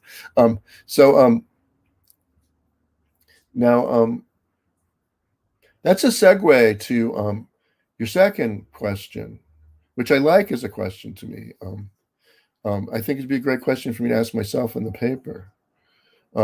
which is, why shouldn't we think of what's happening as just the suturing of one genre, some other damn thing, onto this first genre? In the case of Psycho, it's film noir. But what I want to no, first thing I want to say is there could be such movies. There could be a movie that sutures one genre into another, but that would be a movie that doesn't have what I call, a generic false bottom. The part that's a film noir is a film noir, and then something sutured onto it. Whereas what I want to say is, once we've seen Psycho a couple of times, we know it's not a film noir. Our whole understanding of what's happening in that dialogue between Norman and Marion is hopelessly transformed in such a way that we can't just read these as, we can't simply hear the line of we all go a little mad sometimes as meaning the Pippin thing it can mean, and my sort of Pippin reading of what that remark would mean if it was about a Robert Mitchum character in a Robert Mitchum film noir who suddenly finds himself forever on the run after one impulsive act, or a Jane Greer character might be a better case. Parallels Marion Crane better. I'm remembering a specific Jane Greer Mitchum noir here, but I can't remember what it's called. They wind up in Mexico. They're forever on the run. It just keeps going. They don't stop running.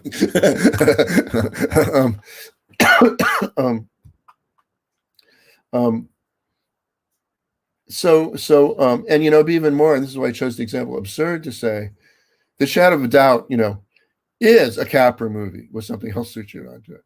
It's not a Capra comedy. It's not even really a comedy, even though there's some funny dialogue, in this family, in the first part when we're first, before we've, had everything exploded.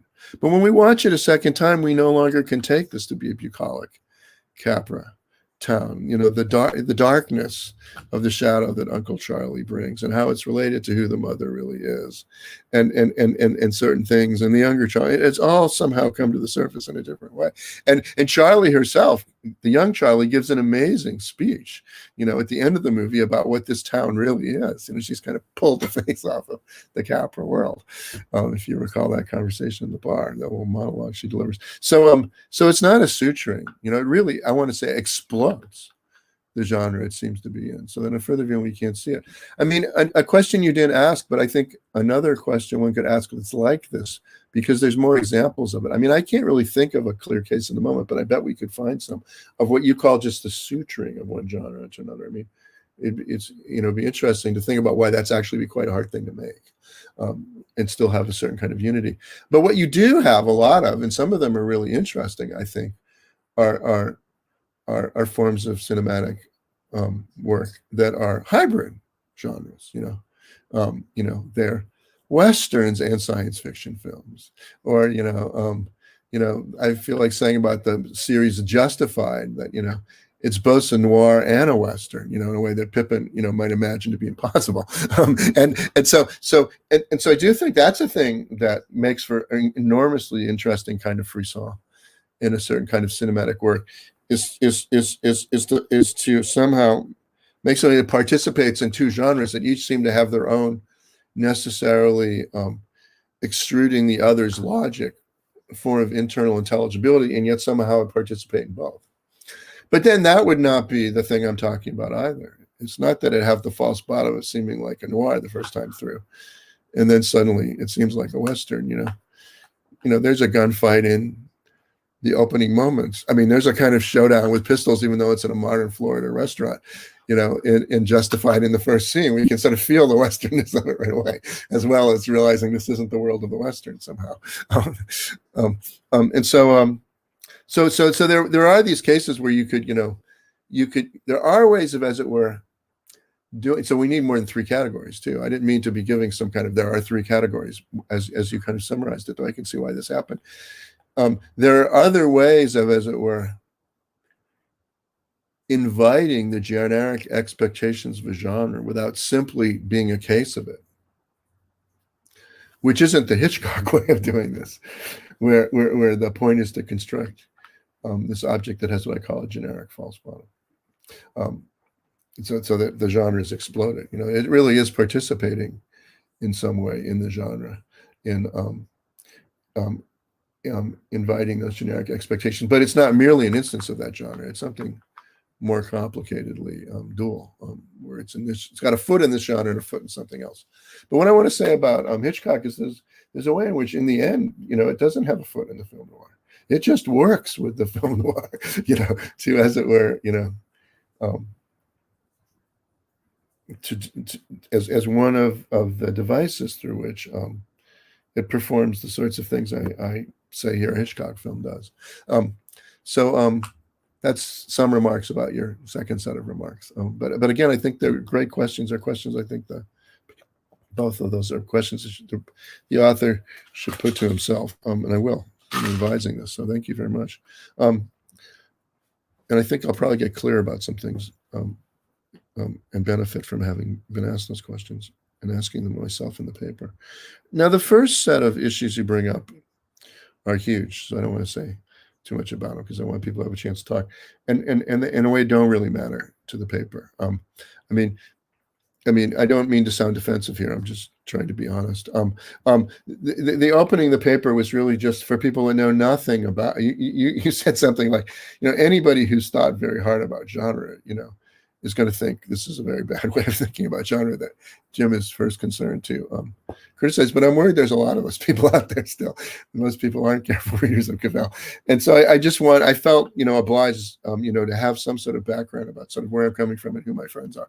And I was trying to do that quickly. And so I wasn't trying to be at all careful about similarities and differences between Cavell and Pippin. I wanted something, this is a dangerous use of the word, very generic, that is shared in their conceptions of what a genre is. And I wanted to bring that out at a sufficiently abstract level that the concept of myth played no role in what was sort of the generic common denominators of Cavell and Pippin's overarching conceptions of what a genre is. And I think Pippin does take himself to be influenced by Cavell in a certain way, but I also agree that's a somewhat washed out conception of genre he's working with compared to Cavell's. And I tried to say that briefly in passages you quote. And so I think that, many of the differences you point out are there. They're just there. I didn't mean to be denying them, but I might have seemed to.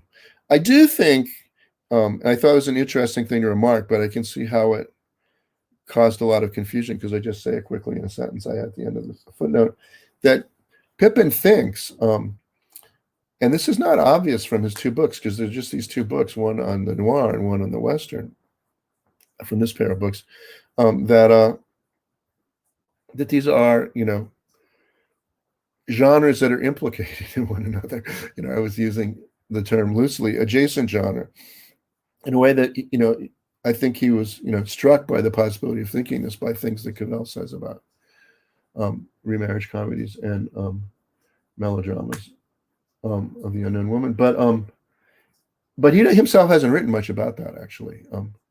But I do think he has the idea that these are both films that are response, made in the same decades, that are responses to the same modern, increasingly urban, increasingly political, incipiently in Cold War and then post-Cold War American reality.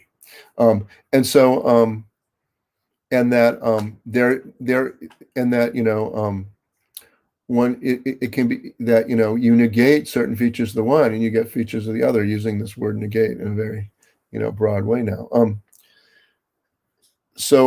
that's and so there I think there's an interesting connection he sees between the two that he hasn't himself theorized much, and I meant to just be hinting that. I don't think Cavell literally derives the concept of a melodrama for the unknown woman by starting with his account of the remarriage comedy, and then as it were pushing in the features and saying what would happen, and then he sort of gives a transcendental deduction of the necessary possibility of the melodrama of the unknown woman, you could say, simply from reflection on the comedy of remarriage, and then lo and behold they exist, and then he shows us some of them. Whereas that's not at all what Pippin does. He just looks at one bunch of movies, kind of theorizes from the other. And I'm not sure you could give a transcendental deduction of the noir, as Pippin describes it, from from the Western and vice versa, but they are implicating one another. But then the way they're implicating one another, I mean, I'll put this very vaguely. I mean, it would be worth thinking about how to put this more clearly. You know, I think in Pippin's picture is something like that. What the Western does is it sort of looks at the American present through the lens of a certain kind of imagined, you know, moment of founding, you know, a certain kind of tale an American can tell himself, you know, of how the desert became a garden, or how, you know, we moved from the state of nature to civil society, or whatever. And the Western gives these sort of more determinants, or as it were, specifications of what it would be to tell that story, you know, as the tale of Tombstone or whatever, you know, or Dodge City. Where so it's seeing the present in light of a displaced fantasy of an imaginary past moment, which then has been betrayed in the present, or you know, defines the contradictions that we cannot live up to in the present. And these often come out even at the end of the Westerns, for instance, the you know, the end of Liberty Valance. Whereas the noir, he sort of sees as something like the imagination of an only slightly distant future, you know, relative to the contemporaneous moment of the making of that noir in the 40s, the 50s, or whatever it is, that, you know, brings out the full darkness and sense of fatalism that can overpower any sense of a possibility of hope, especially public hope, a hope that isn't just a private moment of a certain sort, you know, in the desert of the urban American sort of late capitalist modern political, if we can even use that word, you know, fragmentation of the polis landscape. So that means so now, this is the last thing I want to say. The word myth in Cavell is very clear, I think, if you look at pages 26 and 27 and the pages that follow from there, and on the introduction, the comedy of remarriage, as Stephen says, you know, plays, as it were, a theoretical role in his elaborating the very idea of genre. Whereas the notion of myth that Pippin is using plays a special role in his elaboration of one of the two genres he's interested in, the Western, as opposed to the noir. I don't think the word myth even comes up in the noir book. So that's kind of confusing. And I didn't mean to, though I do say some things about myth when I talk about Pippin on the Westerns, I didn't mean to be building the word myth into their shared concept. So yeah, there are all these differences. I didn't even mean to be denying that, because the word myth is playing a certain role in articulating what genre is for Cavell, where, you know, the examples he really has in mind in the first instance are Shakespearean comedies and tragedies, and Northrop Frye on those, and certain kinds of Hollywood comedies and melodramas. I mean, I do think it's a question how much one could give a general theory of the concept of genre that applies to, you know, all kinds of other works of art, where the concept of myth would continue to have that centrality that Cavell wants to give it. I mean, I think if one wants to kind of generalize out Cavell's concept of genre, then one's going to have to loosen the hold that the concept of myth can have in organizing the specific constellation he has. So I don't think it's a mistake that Pippin doesn't try to give this concept a central role in his kind of the noir. So I didn't. So I think that was just a confusion. So this that was just a confusion I created by both saying there's certain, you know, generic similarity in what Cavell and Pippin do when they theorize a genre and what they see participation in genres, and then having the word myth, which I didn't mean to be part of that topic, come up in the account of Western. But then it could seem like I'm invoking that sort of structural feature of the logic of genre that Cavell has in mind, and then I would be getting all kinds of things wrong, but I didn't mean to be doing that. But I wasn't even imagining a reader who was well versed enough in these matters to notice that possible misunderstanding. And so I'm glad to have it also called to my attention. I need to ward it off. Well, as I bring people back, I'm sorry if I'm interrupting, but I just want to, well, first, thank you both for this fascinating conversation. We are officially already, beyond our agreed upon time limit, but since it's the last session, it's less of a problem. So if Jim is up to it, we could, use some more minutes for conversation. But of course, if someone has to leave, just please let us know and feel free to do it. Is it okay, Jim? Yeah, it's the middle of the afternoon here.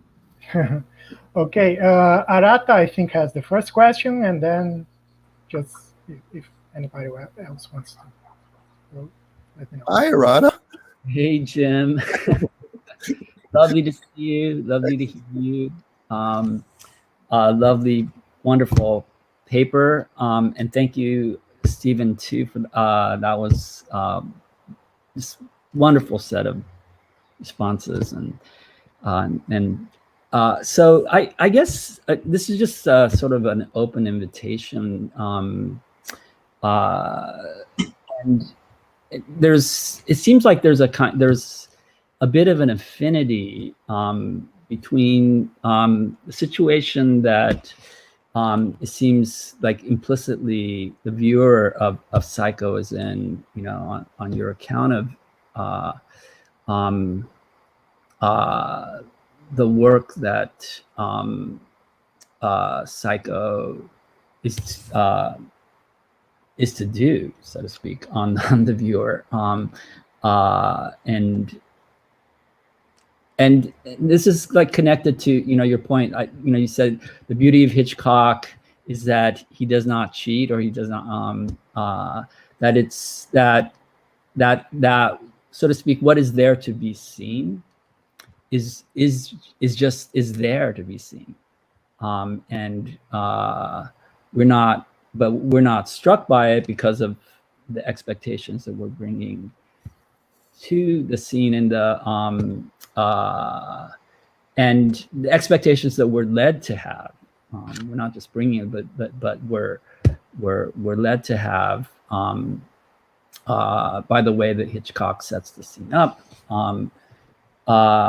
And so I guess my question, this to bring back like another aspect of another like passage where and from Cavell, from King Lear, the King Lear essay, where he says, now it's a long, beautiful passage, but what it says, I'm assuming that that is, that criticism is inherently immodest and melodramatic, not merely from its temptations to uninstructive superiority and to presumptuous fellow feeling, but from the logic of its claims, in particular from two of its elements.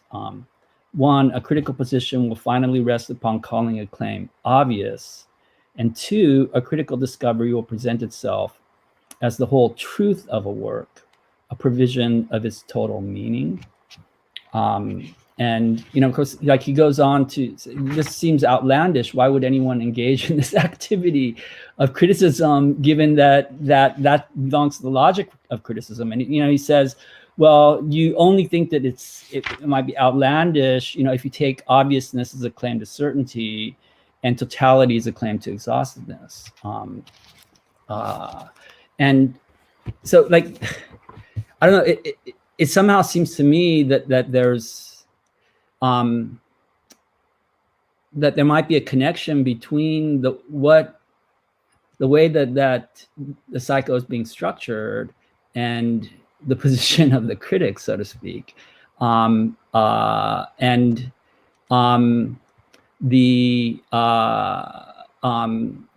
in a sense it sort of seems to be exemplifying that position by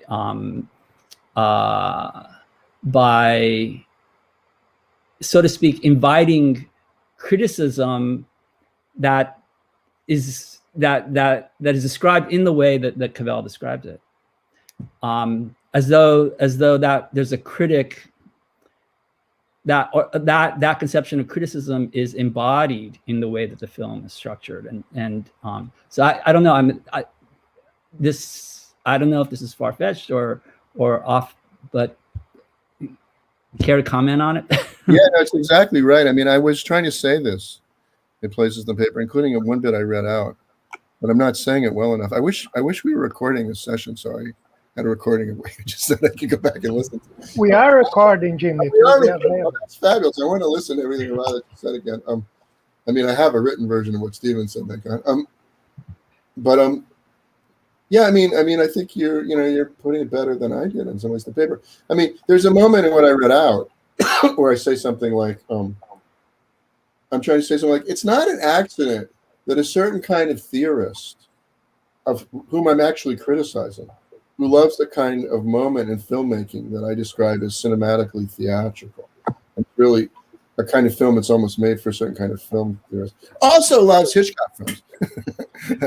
But I say, in sort of celebrating the moments of the Hitchcock film he thinks to be the deepest, he's actually sort of focusing on the shallow end of the false bottom and mistaking that for its depth. That is, that Hitchcock almost makes a film that seems tailored to a certain kind of theory in order to defeat that theory's conception of such matters.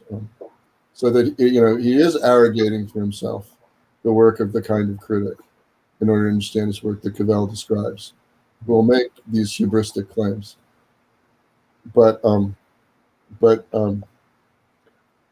not misunderstood in the ways that you so beautifully articulated. So that, I mean, in a nutshell, that was the kind of thing I was trying to say at various points in the paper, including even in one bit I read out. It's mostly in the back end of the paper that I didn't read out that I said this, but it did come up in that one moment where I was talking about the fact that, even this film critic will love the shower sequence, but they'll tend to focus on, all the things we can't help but notice the first time, or could notice at least on the first time, rather than things we can't possibly notice till a second time. So yes, yes to that. And this, of course, is connected with the point that you were making at the very beginning about Hitchcock doesn't cheat. I mean, and that's something else is, again, like the expression Hitchcock film is really kind of a placeholder for something I still don't completely know how to say in a short number of words. But I do feel like reporting to everyone else in this group, I think my first really clear experience of fully appreciating this about Hitchcock movies was in connection with Vertigo. Discussing everyone else in this group, I think my first really clear experience of fully appreciating this about Hitchcock movies was in connection with Vertigo. Sorry, I was hearing my own voice for a minute there. An experience of thinking about Vertigo that I had with a couple of graduate students I lived with when I was a graduate student. One of whom was Arata Hamawaki, and we just talked, as I remember it, for about 1 million hours about Vertigo. We would be washing the dishes or something, and then suddenly one of us had to say something about Vertigo. I mean, there's all kinds of ways this is happening in Vertigo. But I mean, one I think great example is, for instance, on some further viewing of the film, for example, for those of you who know it, the Madeleine character. It's a while since I've seen that film. What's her real name? She's from Salinas, Kansas, and her name is Vicky. Is that right? Vicky? I can't remember. What's the name of the girl from Salinas, Kansas? Is she Vicky? I'm going to call her Vicky for lack of a better name. Judy. Judy, thank you. Judy, yes, Judy. Judy, it's Judy. Thank you.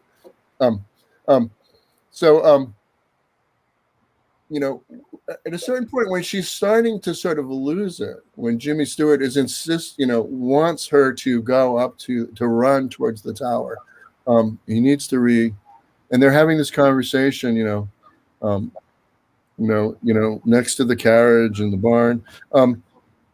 When at a certain point, I think, and one can hear this in other earlier moments when she's struggling between, as it were, the role she has to play for Gavin Lawrence and for the Gavin character, and she's falling in love with with Scotty. So there's certain kinds of conflicts in her. And at a certain point, I think it's clearest in this case, in the sort of penultimate scene in which we see her before she dies, is that the Judy character is kind of losing her grip on the ability to act the part of the Madeline character. So, you know, what we clearly can hear once we sort of start looking for it in third or fourth viewings is her breaking from the sort of upper crust, almost slightly British sounding refined accent to the cadence of the Midwestern Kansas Judy. Her voice is sort of cracking and moving between those. And it's a fantastic performance of her, as it were, acting the part of someone who's losing control of someone who's acting a part.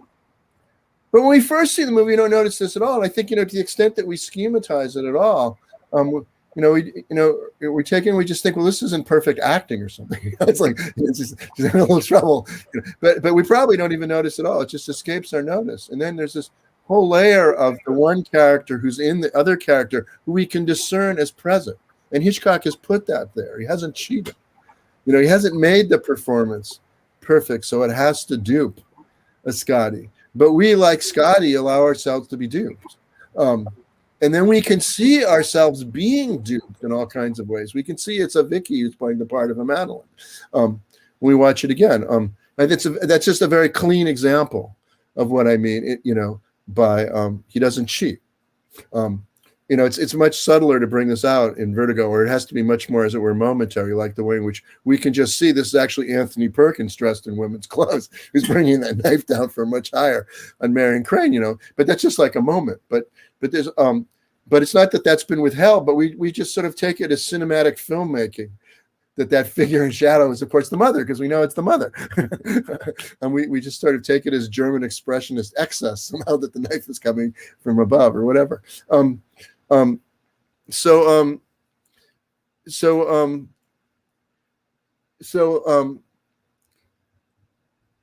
it's that kind of structure of depth that such a critic, I think, doesn't know how to look for, in his sense of, as it were, what is deep in a movie, the kind of thing that they're looking for. In the part of the paper I only finally translated from German a few hours ago after I sent it to everyone, and I'm trying to get this whole thing in English. Well, I still don't remember what's in the paper. I have a bit where I talk about safe ground, and I kind of draw an analogy between the kind of safe ground we hanker for as people that are watching the narrative. We're watching the shower scene. We're sort of hoping somehow, as she grabs the curtain or something, that she's somehow going to stabilize herself. And at some later phase where we keep hoping somehow that things will resolve it in such a way that, we no longer have to worry, about what's coming around the corner at us at the next turn of this movie.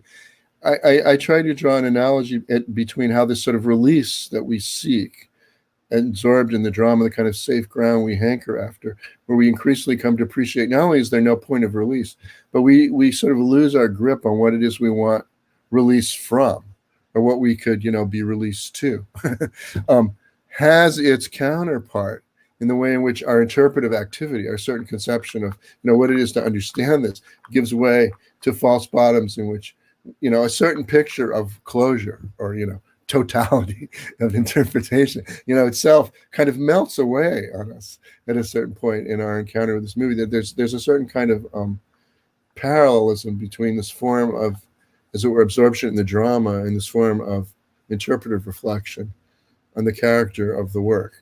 That's something I try to bring out, and I think it's connected with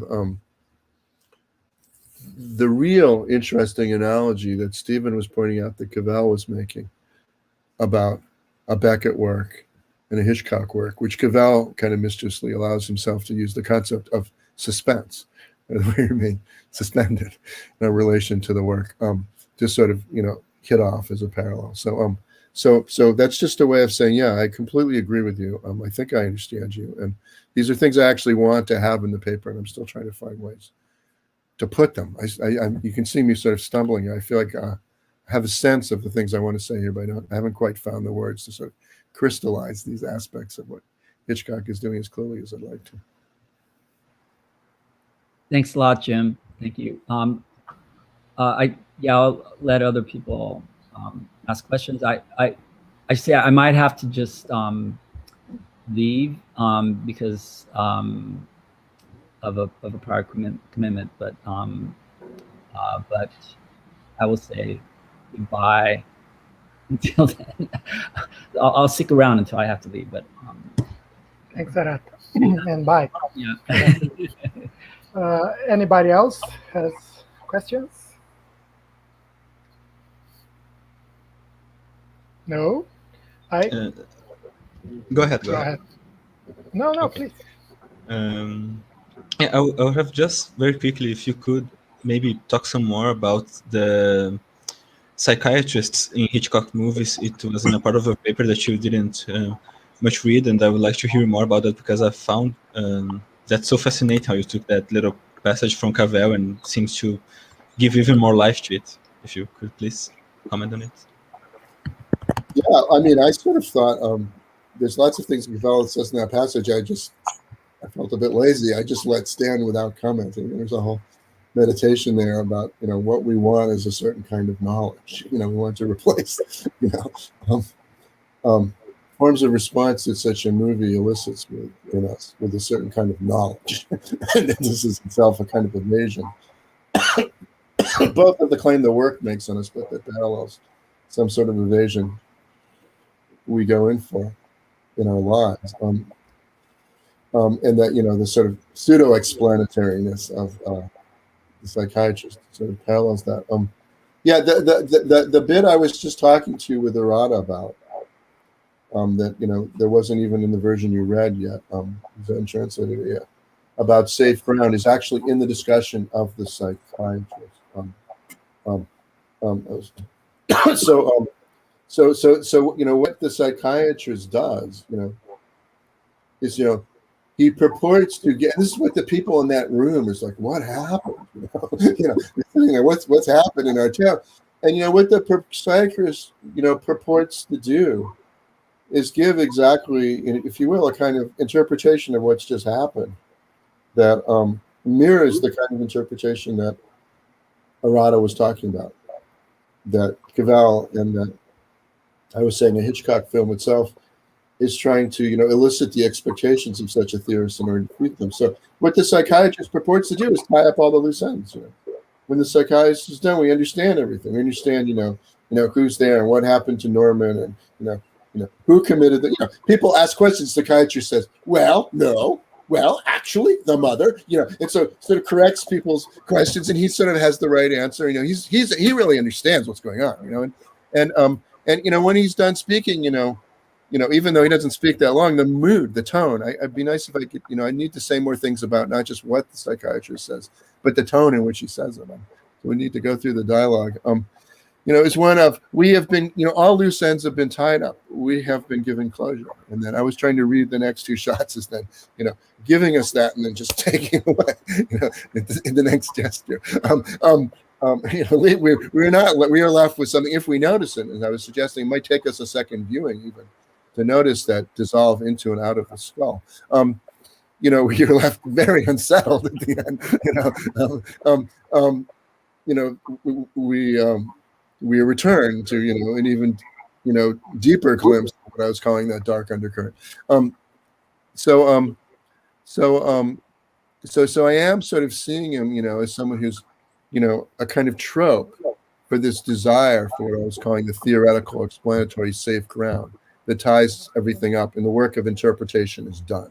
And now we understand everything. What it is to understand a work of art in this picture as to have said the last word. And your theory, maybe it's about how these things, are to be understood in terms of late capitalism or, the phallocentric male gaze, or, it could be anything. You have and everything is to be understood, and we organize everything according to this principle, and then we are more or less done. And if there's more work to do, it's just, as it were, turning the wheels, of the kinds of, as it were, forms of explanation that the psychiatrist in this case has given us. And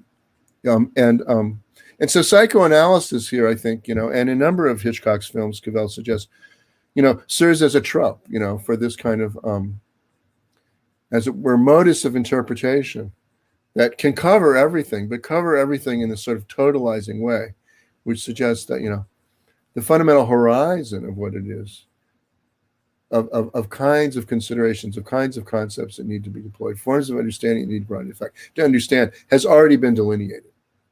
And that's exactly, I think, it's exactly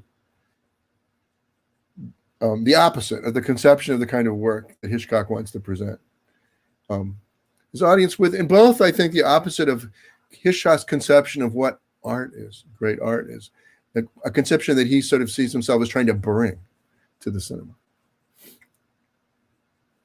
So that's how I was trying to use the psychiatrist in the paper, and it's actually a part where it's still missing a bunch of things I wanted to say about it. But I wanted to give you guys a little bit of a taste of that bit of the paper, so that's why I stuck it in there. Yeah, thank you so much. Yeah. Jonas, please. Well, I had one question that it's a little external to the main concerns of the paper, but it's central to, at least for Cavell's project of understanding the ontology of film, and I know you probably thought about this, so I would like to hear you. There is one place, I don't have the page number because it is in my Kindle, but it's kind of closer to the end, where you compare the question, what is montage? Is it the correct way of saying it? Yeah. With what is meaning, and you say that at this absolutely hopeless level of generality, this is an ill-posed question. What else?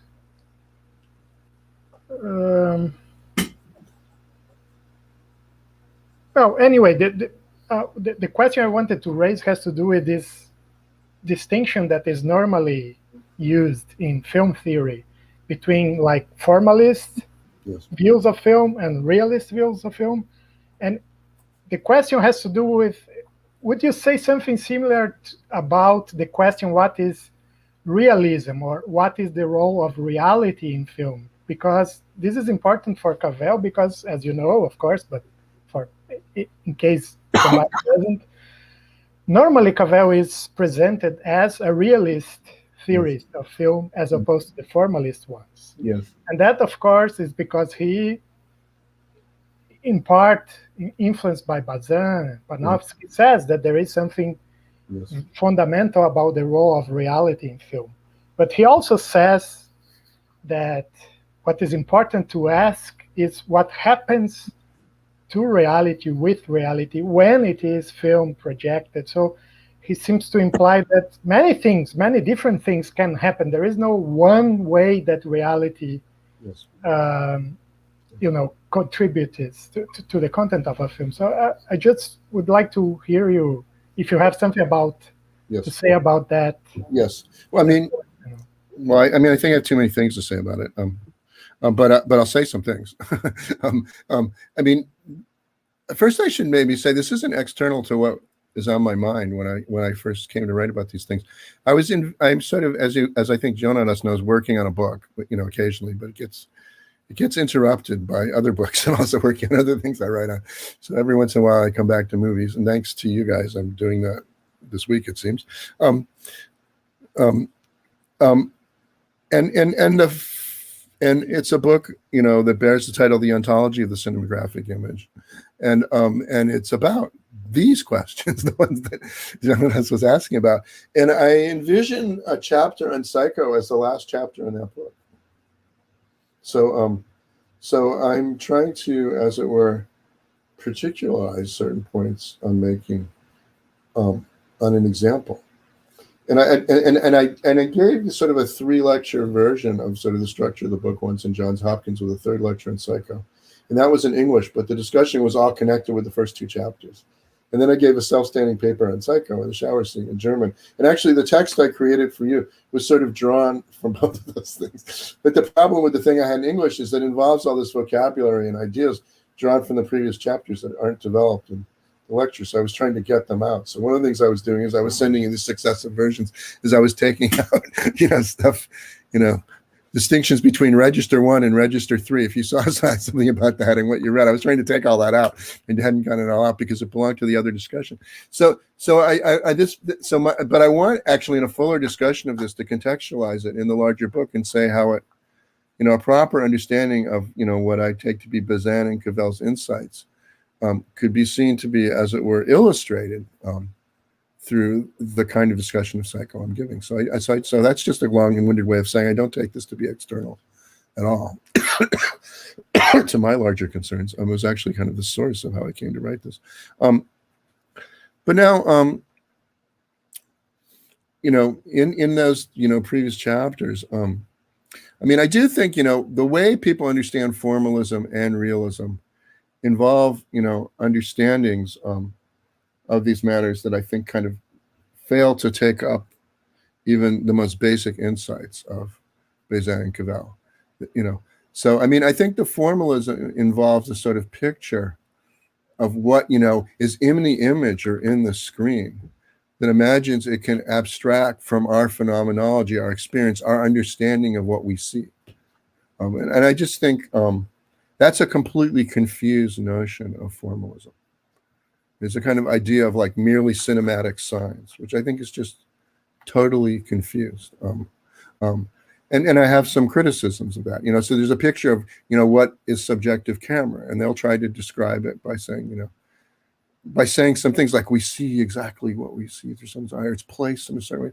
None of this will work. All kinds of things I think in movies can be understood to be point of view shots or subjective camera. There isn't a way to do it. And you can do that same thing and be understood to be something very different. So I don't think there's any way to, as it were, characterize the form of what we see in the merely formalistic terms of the formalist. That is, by just, as it were, trying to pull the image, from our understanding of the world. That's why I start with the idea of the world of a movie, an understanding of, as it were, what the shape and structure of that world is that we see. We have to see into a world to see anything, and it's that allows us to have an understanding of it's that concept of form that has to organize all the subordinate concepts of form. I try to bring this out by saying things about how the form, for instance, of a documentary nonfiction movie is fundamentally different than the form of a Hollywood movie, for instance. But the concept of montage or point of view shot or something that the theorist works with, you could use in either. They don't sort of see the depth of the difference of what those words would even mean within those two different cinematic forms. And then that would allow for all kinds of Stephen Mulhall-like questions about how these can be subverted, within each. And a lot of interesting things that have happened in documentary and in Hollywood have involved, various ways of, as it were, subverting or reshaping those media. But now, so conversely, the realist conception is one that, suffers from the same flaw as far as I'm concerned. It fetishizes a different thing, but, the sense in which a photograph is realist and newsreel documentary is realist, and a neo-realist Italian movie is realist, which I think makes a kind of artful use of, as it were, certain outer formal aspects of the newsreel without being a newsreel. And the sense in which you could say, a certain kind of scene in a Western was realistically shot, all mean the same thing. It's this notion of realism is something we're supposed to be able to pick out sort of independently of the concept of form I want, one in which the form and the matter cannot be separated in the way in which I think. So I think of both of realism and formalism as having, to borrow some philosophical concepts I develop elsewhere, is irresolutely hylomorphic conception. They see the form and the matter as things that can just come apart. And then the formalism separates this idea of form that comes apart from the matter. And then the realism separates this conception of the reality content that the photograph just gives us apart from the form. Whereas I think there is neither a form nor, as it were, an access to a reality unless they form a certain kind of unity. And the real place of form is one of articulating that unity, and then what one needs to say is very different for what I would say are fundamentally different aesthetic media. So that's why I don't really like, one of the things I do is kind of use the word film as this sort of hopeless word, and then develop a certain concept of the Hollywood movie as a medium. But film is, in a sense, not a medium. I mean, what gathers all the things we call film is kind of more like, film stands to a concept of aesthetic medium, I think, kind of the way the word paint stands to, various concepts of, painterly medium, and the fact that my walls are white does not mean that they're an artwork. You can use paint for lots of things, and you can use the technology for lots of things. So that's the first thing. So I think formalism and realism are sort of very far from understanding anything in Bazin and Cavell. But there is something in Bazin and Cavell I also want to criticize, which is and is playing a background role in the way I'm thinking about Psycho. So that this is just an observation, historical observation, but I think it's a very interesting thing to take on. I mean, one thing is, I think, just a little more important to me than it is to them, though Bazin has a little bit to say about this in connection with theater, is the way in which the initial intelligibility of the motion pictures as an art form was possible, depended upon the ways in which they adopted, embodied, and transformed forms of world making or world presenting that you had in the other arts. And I think the three most important cases of this, though there are others, was what we might call, using the same word advisedly, the realistic novel, which involves certain kind of narrative voice, a certain kind of difference between authorial voice and the voice of the character, and various kinds of ways of mediating perspective onto what we might call the world of the novel.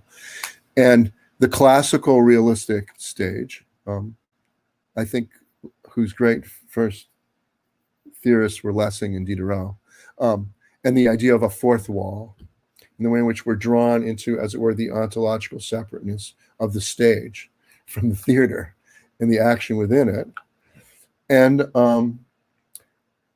the narrative painting, and the way in which a certain kind of organization of the image showed us that what we saw, in one sense, in a moment, had the logic of the dilation of a narrative, so that we read the thing as having a temporal extension. There's a story. We don't read it as a snapshot. We read it as the depiction of a scene of a battle. There's different things, and it needs to have a certain kind of organizational unity. And Diderot, and then building upon it, Michael Fried has a lot to say about how such a narrative painting must be organized in order that it absorb us in a certain kind of way.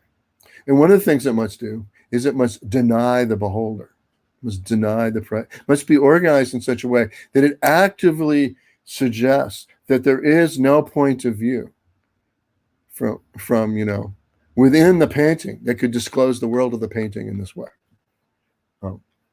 It sort of seals itself off from us. And I think that the various conventions, even the simplest conventions of cutting that suggest, things like parallel action and the ways of presenting things. I mean, a point I make to my students is if you just take the channel changer and flip through the TV channels, you will immediately be able to tell whether you see a person's face or whether you see a landscape. You can immediately tell, are you watching a nature documentary or are you watching a Hollywood movie? How you do this for landscape is different for how you do it in a shot. If it's but if you see a person's face, you can also tell. If I ask you, well, how do you know that's a Hollywood movie?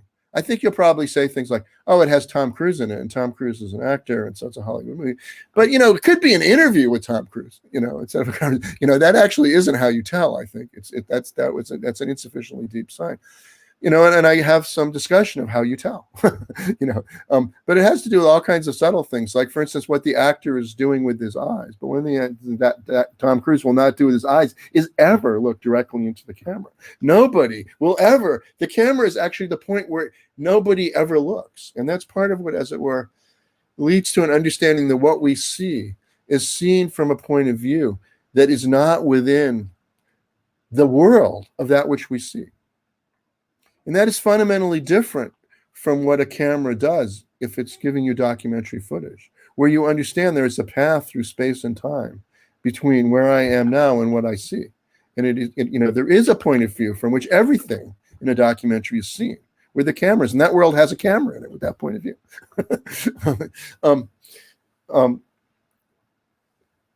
And the concept of subjective point of view in a Hollywood movie is not that and you add something. It's something that has to encode, as it were, the sealed offness of that world, and then the ideal point of view within a world that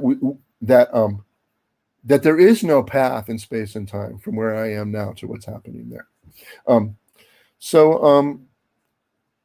That means, as I put it, one of the things that the movies had to do in order to be born as a fictional narrative art form, that is, to turn film into movie, is it had to defeat what I call the default ontology of the photographic image. And I mean, just an interesting little historical reflection is that it's an interesting fact that photographs never managed to succeed as before the advent of cinema, I should say, in the 19th century, early 20th century, as a form of aesthetic medium for representing a fictional world. People tried to do things like, depict the life of Christ in photographs. But people were disgusted by them. It just didn't work. They didn't want them, They wanted paintings of Christ. They don't want, a photograph was just a photograph of a person looking like Christ. It wasn't, putting you in the world of the Bible. And it was kind of disgusting. Even the early, so there's a certain conception of reality that informs, as it were, the aesthetic of the documentary photograph, in which you were cheating, if you change certain things. But I think Cavell and Bazin's conception of realism in the photographic medium is a little bit too tied to that conception of, as it were, what I call the default ontological meaning of the photographic images. First in photography, but then in moving pictures, if what we mean by that is, newsreel or, the filming of an interview or something like that. That, the movies can only be born if they defeat this, and that they're very elaborate things that a movie has to do. There's a language of juxtaposition of images, which we are fluent consumers of. And so just like as a native speaker of Portuguese, until you learn a foreign language, you might not be very good at saying what the rules of grammar of Portuguese are. And if I just take an introductory Portuguese class, even though my Portuguese is terrible, I could tell you what the rule is for that, even though it seems to me incredibly complicated to get it right all the time, whereas you do it effortlessly. We don't have a sort of necessarily reflective consciousness of the grammatical rules we effortlessly follow. I think as consumers of movies, we have an incredibly profound fluency in, as it were, the world creating dimensions of cinematic narration that allow the cinematic image to have what I'm calling its default ontology, which is, as it were, one that opens up, this huge chasm between that world and our world, in the way that the fourth wall does in the theater, and so on and so forth, the other cases. And it even, I think, drew and sort of synthesized these devices from the other arts. And that was part of what people were drawing on that background before there were movies, so people could begin to understand something like a Griffith movie. So I think that changes a lot of, I think that introduces a kind of flavor into what we need to understand by what it is to say the cinematic image has a realistic character. That I kind of miss in Bazin and Cavell's sort of quick transition from, the photographic medium, in the way now I think some of what Cavell says about world projection, especially when he wants to extend the notion of medium so it applies to genre, he's clearly overthinking about film form in a way that I'm very comfortable with. But I feel like he doesn't see as how huge a leap that is.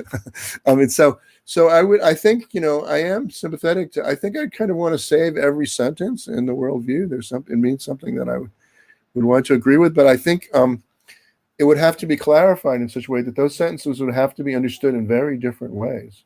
We're talking about photography. We're talking about motion pictures that have, what I would call the default ontology of the photographic image. moving, and if it's a certain kind of movie, and then and then what happens within the movies is this is further speciated. I mean, the default ontology of a science fiction film is a much more complicated thing than the default, in a certain way, than the default ontology of Sam Spade's San Francisco and the Maltese Falcon, which is not our San Francisco, but it's not exactly not our San Francisco either. This opens up a topic. So I do think most of the ways in which people try to locate Bazin and Cavell between formalism and realism are just stupid. I think a good reading of them will explode the premises of that discussion. But then once one sort of tries to think through what I was calling this resolutely hylomorphic conception of a medium, and see how we need one that's specific to the movie, not just the film, then I think that also complicates things in ways that I found that though I could use Cavell as an inspiration for, I couldn't just use him as a guide. And then, I mean, all of the things I'm saying about how montage works, in the shower sequence, it depends upon this being a movie, not that it's just being film. I mean, there would be nothing for montage to do in these ways in a documentary, I think. So that's the beginning of an answer to your question. But I think it's like the tip of an iceberg of things to say. But I do think there is a connection between what I'm talking about in this kind of much more microscopic detail and looking at the scene in Hitchcock and these larger questions you're pointing to. We need to get those two to fit together in the right way. And I want to do that.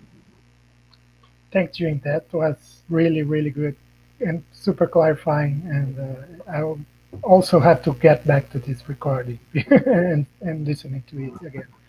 Let me just repeat a request I already made. Please write that book on the ontology of film. Yeah, the problem is some other people are saying that about some of the other books too. I know. But one of them was out some months ago, so perhaps now it's... These beach whales do eventually get pushed into the ocean. So I'll try to push that one into the ocean too, so it can swim off and have a life of its own. Should we call it a day, people? We are 1 hour more than we agreed upon, but that was great conversation. And I would just like to thank everybody, especially Andrea, who's been quiet here, but she's been helping from the start, the whole conference. Thank you very much. Thank you, Andrea. Igor too, and thank you for everybody who participated. I hope I can meet you all in person someday. We hope that too. So if you need an excuse to give a course or something to write that book, just let me know and we can arrange something. That's a good idea. Excuses. It's always helpful to actually feel like you're talking to a human being when you're trying to find the words to say these things and you don't quite know what the right words are. So that's a good idea. Great. Well, bye-bye then. Thank you. Bye. Thank you so much. I'm sorry that I've been sick, and so I both have not, I didn't read the paper very well, and I had to miss the conference. Not at all. We are really, really thankful for your effort, and it was amazing. So bye-bye. Yes, thanks. Okay. Will you send me the recording of this, or show me? Yes, of course, yes. But it will be on YouTube, so yes, you just need to Google it, but I will send you this. Yes. I want to hear what Arata said again. Great. Okay. Bye-bye. Thanks so much, guys. Bye. Bye, everybody. Bye. How do I Bye. leave?